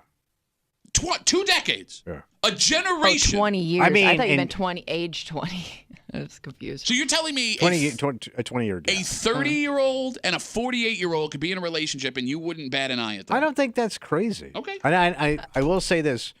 My wife always points out when she sees those relationships. So for her, the gap is lower then? Oh, y'all way low. Okay. But see, you got to remember, like, my dad's generation, like those guys that hung around the house, like his business partners. He had this one guy. He was super cool, handsome guy, rich. His name, and he had a great rich guy name, David Wood. That is a good rich guy name. That's it. It says it all right there. And he also drove race cars as a hobby. Ooh. Yeah. So he gets divorced from his old lady, right? And then the new wife comes around, Playboy model. No kidding. Like I'm gonna be a little creepy here. Wait, when you stop and say that, it's a problem. So I'm like, oh no, I'm 12. Come I just come home from military school on break, and he's having a cocktail party, and I'm like, oh my god, this chick was like a Playboy bunny, and she's dressed all modern and sexy, right? And I could see my mother and her like haggy gal pals all like on the side, like squawking about, tramp, slut, and all that stuff. But I'm like, I got a chub for this chick. It's not as bad as it could have been, and I appreciate. But you know what I'm saying? Yeah, like no, it was like, I get it. Oh my god, this is like it was like the first time it was like a sexy woman in your house. Okay. I would like to point out that I simply asked what the gap was, and Tommy got a ended whole up talking explanation. about he wanted to describe a boner he got as a 12-year-old. But that was my experience about how men like, and in my head, like, oh, when your wife gets old, you just go get a younger one. Yeah, we turn her in for a new model, which is funny because your dad That was a statement that fell out of people's mouths when they would say that as a joke. But it's funny because as scummy as your dad was, he never did that. No. I mean, whether or not whether or not would you believe Yeah. he was messing around. I mean, he did take care of your mother. Right. Well, but a lot of his buddies either played around young or just blew off the old lady and got a new model. Kimmy, what is the acceptable age gap for you? I think that the age gap to me bothers me less the older you get. Like if you're in like your 40s, I see that age gap a little different, like a 20-year age gap differently than I would if you were 20. All right, you know what I mean? So right now in your life, what is the maximum before you're starting to go like, I think like 15, 20 is where I think the differences really start to show up. So you're still with 20? Yeah, I think it would be a little weird, but I could see it working. Okay. Like once you hit like your mid 30s, maybe to 40 range, like that's when I think like that age gap doesn't become quite as prevalent. Okay, when you say see it working, I do want to be clear. I don't think that people that have relationship gaps over like 20, 25 years, it's doomed. I mean, there are just old souls that for whatever reason fit. Right. I'm saying where you look at it and you go, oh. Like you're gonna judge. You're gonna judge it more. When you look at it, you go, oh yeah. See, like I think somebody in their 20s, it's harder for me to wrap my mind around why you'd want to be with somebody with that big of an age gap, because I would just think like you're in two different places in life. Okay. But if you're in a restaurant, guy pulls up in a convertible. Yeah. I love how you put him in a convertible. Well, he's got a No, little guy. because you're painting a picture of a certain kind of woman is what you're doing. Yeah. He's He's my age, fat, big gold chain around his neck. Bro, he's got that big fat guy neck. You're describing every man I knew as a child living in Gates. Yes. And he's out. So they say he's 65. She's 40. I don't see that as weird. But you know what's going on Well, here. no, I was waiting for you to say 25. Yeah. He got 2 new models. 252 WCMF, 252-9263. Now, by the way, I think you guys are wrong about how wide the gap has to be for it to start to affect what you have in common, and I have proof of that, but we'll get to that in a sec. Again, let me try this again. Hold on. How do I put this? The age gap, on average, in American marriages is the smallest it's ever been in American history. Right now, the average age difference in a marriage is 2.2 years. Over half of all marriages have spouses that are less than 3 years apart. That is up almost 10% from 25 years ago, and it's one half of what it was from 1950. 252 WCMF. Let's talk to Jake. Hey, Jake, how are you, buddy? Hey, I'm doing good. How are you guys? Good, man. What do you got for us? So, me and my girlfriend, we've been together for almost 2 years now, and we have a 23-year age gap where I'm 40 and she's 63. And how it happened was when we first both met, we just naturally felt there was something between us, like there was some sort of like whatever vibes that we all put off as people. Okay. Ours just meshed perfectly. Okay. How did you meet? And I was able to get her phone number the very first night I met her. You know what it was? 7. So she fought it for the longest time because she was more worried about the age gap, being an older woman with a younger man, how people would judge her. Okay. When she had figured that it was always acceptable for an older man to be with a younger woman. So I had to chase her for like 2 months before she finally How long gave that in. take? And she's like, I'm going to go for it. All right, Kimmy, you ain't asked the question. Yeah, how did you guys meet? She hit the stairs. No, we kind of the old-fashioned way. I was new to town. I just moved back to New York, and she was bartending. And I walked in one night and saw her and was just mesmerized. What can I get for you, honey? Yeah, absolutely. And she's still bartending. She's still spry. She's great. All right. And the great thing about an older woman for a younger guy is they take so much care of you. I get up for work in the morning every day between 5 and 5:30. Even if she had to bartend till 1 a.m. last night, she'll still get up at 5, make me a sandwich, and then go back to bed. That's a good old woman right there, Tommy. That's how they used to do it the right way. That's a good old woman right there. All right, She Jake. knows how to take care of her man. Jake, in all sincerity, so like when you as a 40-year-old man and a 62, 63, you said? How long? A 23-year age gap? 63. Okay, 63. All right, I know there are people that have an image in their head of what your girlfriend looks like, and that doesn't matter. I guess what I'm asking is, what draws you to a woman that has a 23-year leap on you? Yeah. I didn't even know how much older she was than me. I just knew that there was just something I felt that I was, physically attracted to her, but also like something inside was just like, this is a good person. Okay. Like when you meet people, like sometimes you can just feel their energy and you're like, I'm not going to be friends with that person. I'm not going to like this person. I was the complete opposite with her. Okay. And like I said, the weirdest part is when we first started dating and were being public about it, people were like, oh my gosh, they're never going to last, But after about this 7 to 8 month period and we're still together, all the people that kind of made fun of us or made little jokes, they stopped and they were like, you two actually really are together. We wish we had what you guys have. Okay, I do wonder, though, aren't you sick of watching reruns of Maude? No, she's the opposite. She loves the thrillers and, high action. She's there for thrillers. Like, how many discussions can you have about Anita Baker? My other thing is, like, when you age, like, when she hits, like, her 70s. Yeah. And he's still kind of in his that's prime. One of the things she's brought that up many Do you times, practice? too. She's like, you need to find someone your age because I'm just going to get old. I'm like, it's okay, honey. It's okay. Jake, and I got a good friend also. He's 41 and he's dating a 22-year-old. Okay. And man, that's got to be an awkward double date, huh? Because that's her grandma, man. Yeah, that's that was the thing. Yeah, you got to look like some inbred family walking through the door. Oh, sorry, Jake. What did you say? I said I've always wanted to get us together for a double date. He's a coworker in another field. Okay. And, he's a good guy. They get along. They did a date for a couple years, too. You're going on a double date with some 63-year-old woman? I mean, it would be unique. Jake, listen, man, I'm really happy that you're happy, man. You sound like you really like this chick. That's awesome. Yeah, I mean, we've been looking for a house for the past year together. We've already talked about marriage plans. Like, we're lock it up committed in quick, the long brother. run. And that's the worst thing. That's why I've never been attracted to younger girls, is because they don't know what they want. They don't know how to take care of a man. And, like, once a woman gets past, like, 40, they're over that. So even in my 20s, I was still looking for 40-year-olds. I mean, it's easy to know what his 63-year-old girlfriend wants. What's that? Joint relief. She's been through life. She knows what she wants. She knows what she likes and dislikes. We didn't have to play that game the whole time. Sure. Well, the only thing we argue about is politics because, she's... Let's leave it there, Jake. Yeah. Jake, thanks for the call, buddy. Have a good rest of the day. She's still stuck on Nixon. Jake hung in the pocket there. I'll give him credit. Look, man, you guys are making fun of him the whole time. But here's the thing. I can respect a guy like that. Yeah, and he's happy. He knows what. Yeah, he's happy. He knows what he is. He knows what it looks like, and he doesn't care. He found the woman he was looking for. Exactly, and maybe that's the key to all relationships, right? Like, I don't care what this looks like from the outside. I love this woman. I love this man. This is what I'm going to do. All right. But you brought up a second ago, Kimmy. You were talking about age differences and the differences you can have in common, right?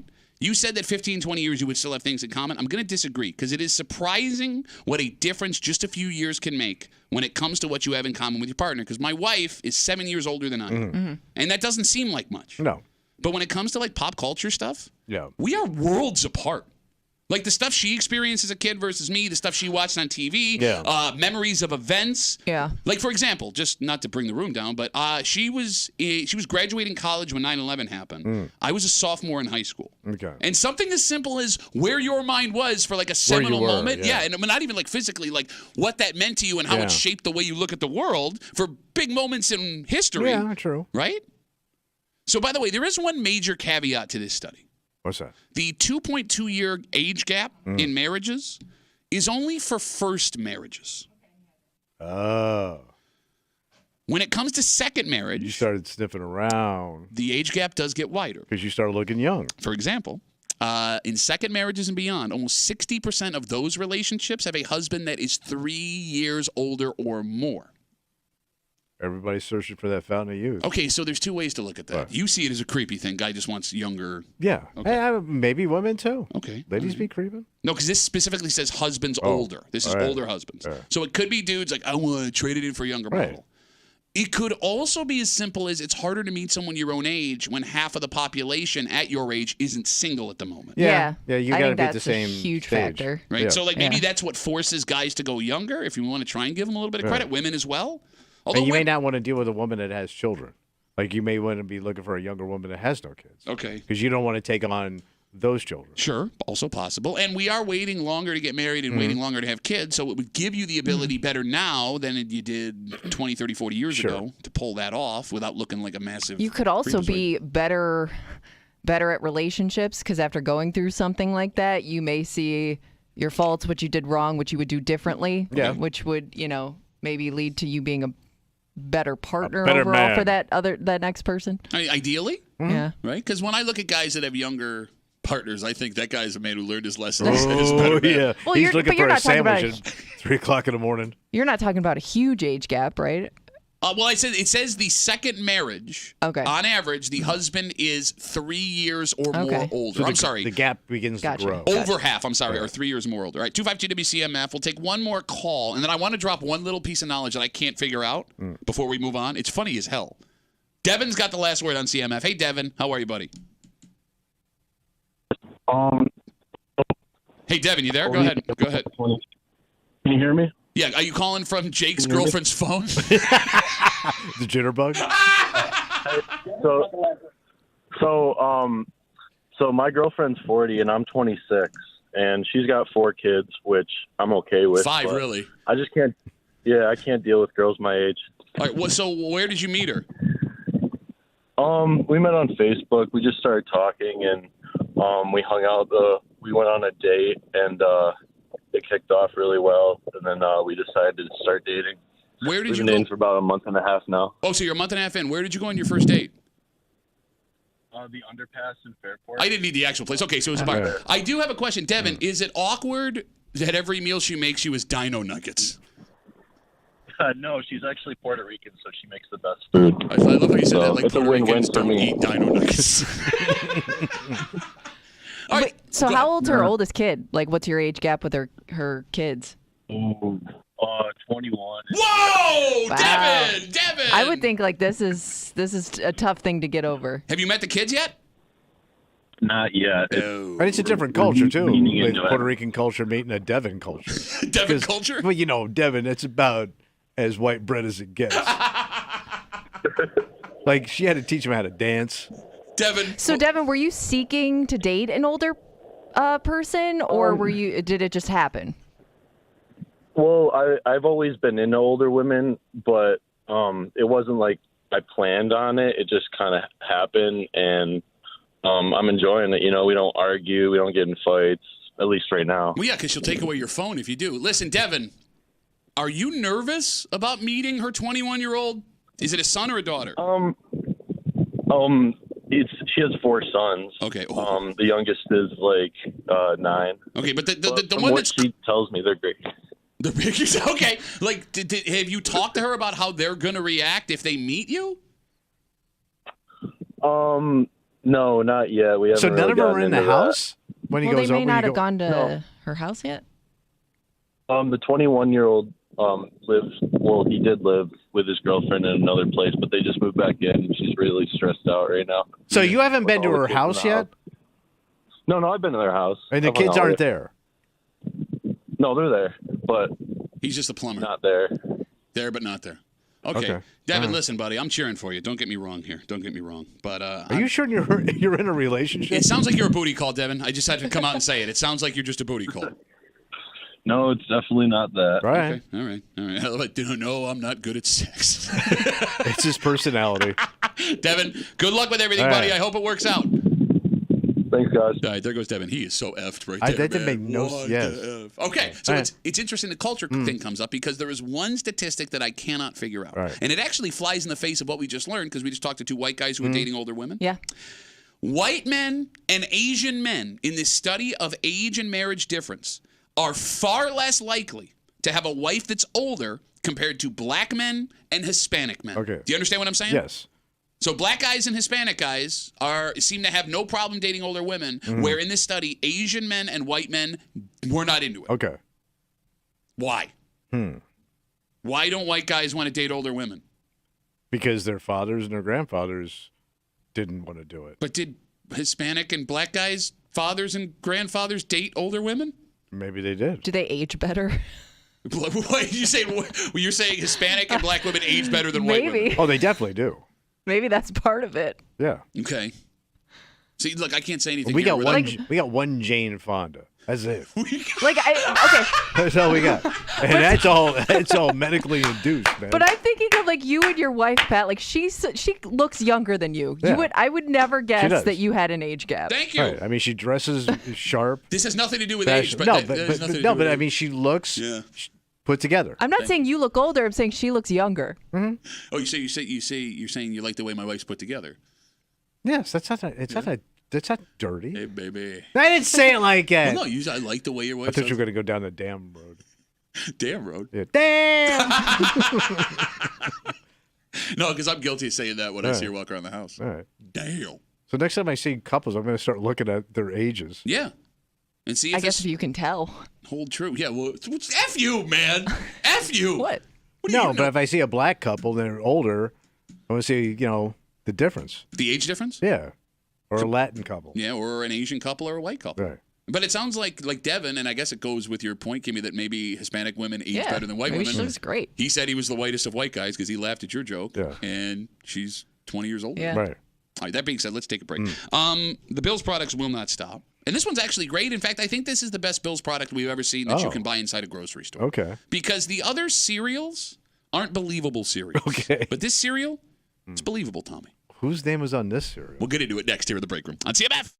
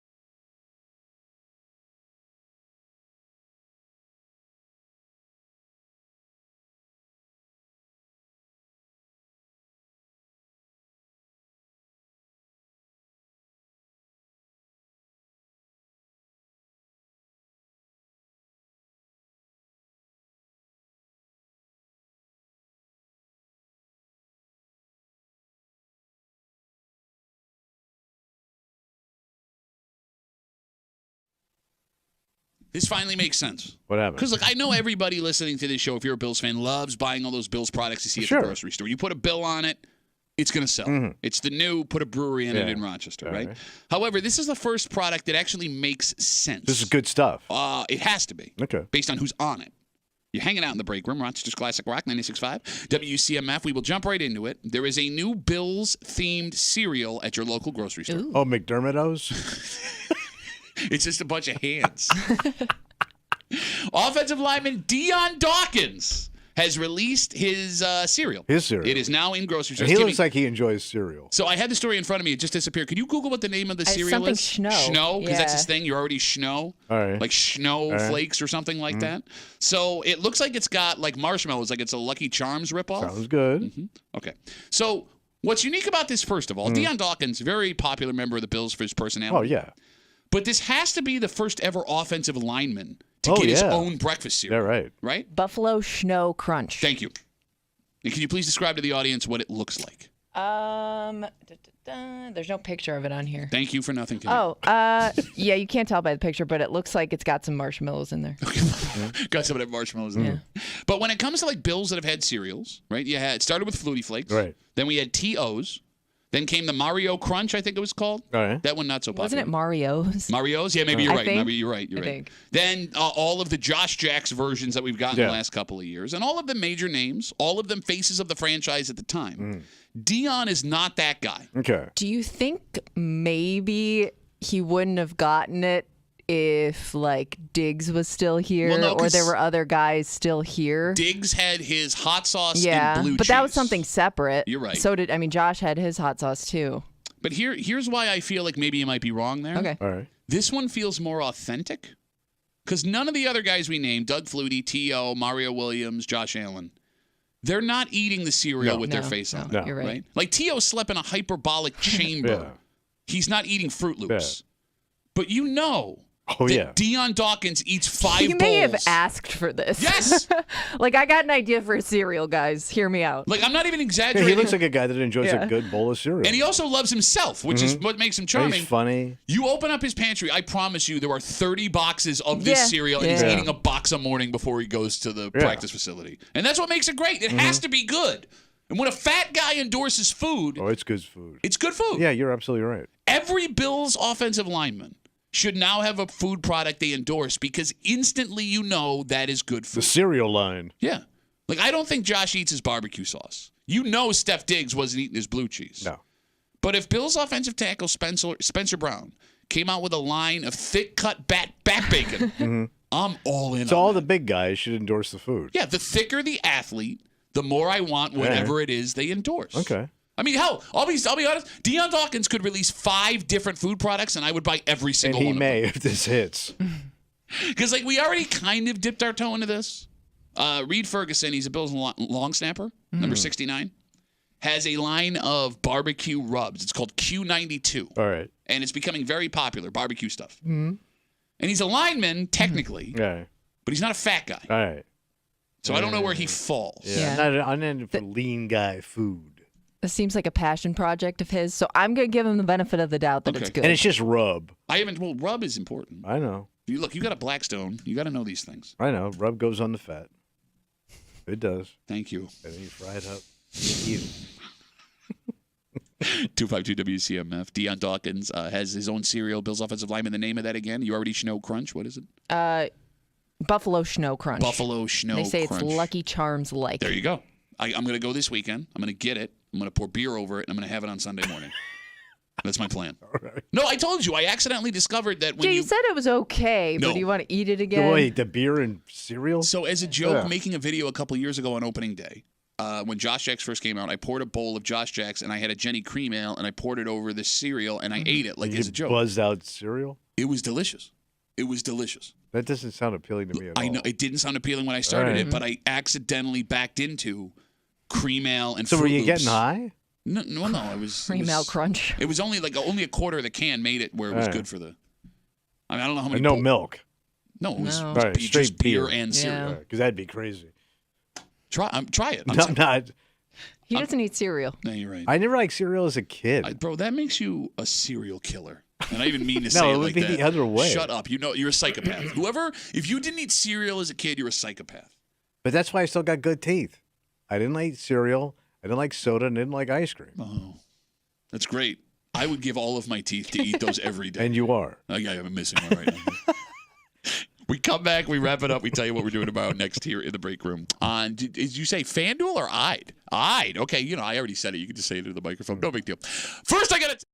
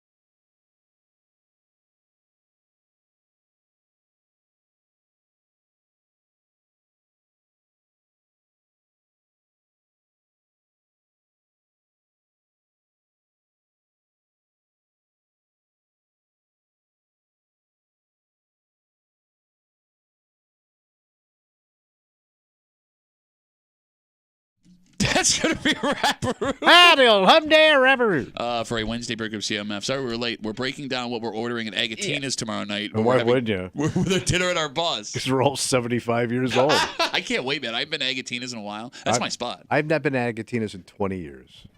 That's your fault. Yes. I know. For my money, I mean, it's a tough race between Reds and them. Yeah. Right? But, like, when it comes to, like, seminal Italian spots in town. Oh, God, yeah. I love that place. Yeah. I love that It's throwback. All right, so get excited, Agatina's. We're coming to see you tomorrow. We're coming out for Angel Hair. All right, we got to get out of the way. We got a whole bunch of stuff tomorrow. I promise it'll be fun. Okay. All right. For Kimmy, who says 20-year age gap is fine, which if I'm her husband, I'm a little bit nervous. For Tommy Muley, who has a 20-year age gap between his maturity and the look on his face. That's not even, it's like a 60-year age gap. That's good. My name's Pat Duffy. We'll see you tomorrow morning in the break room, 6 a.m. on 96.5 WCMF.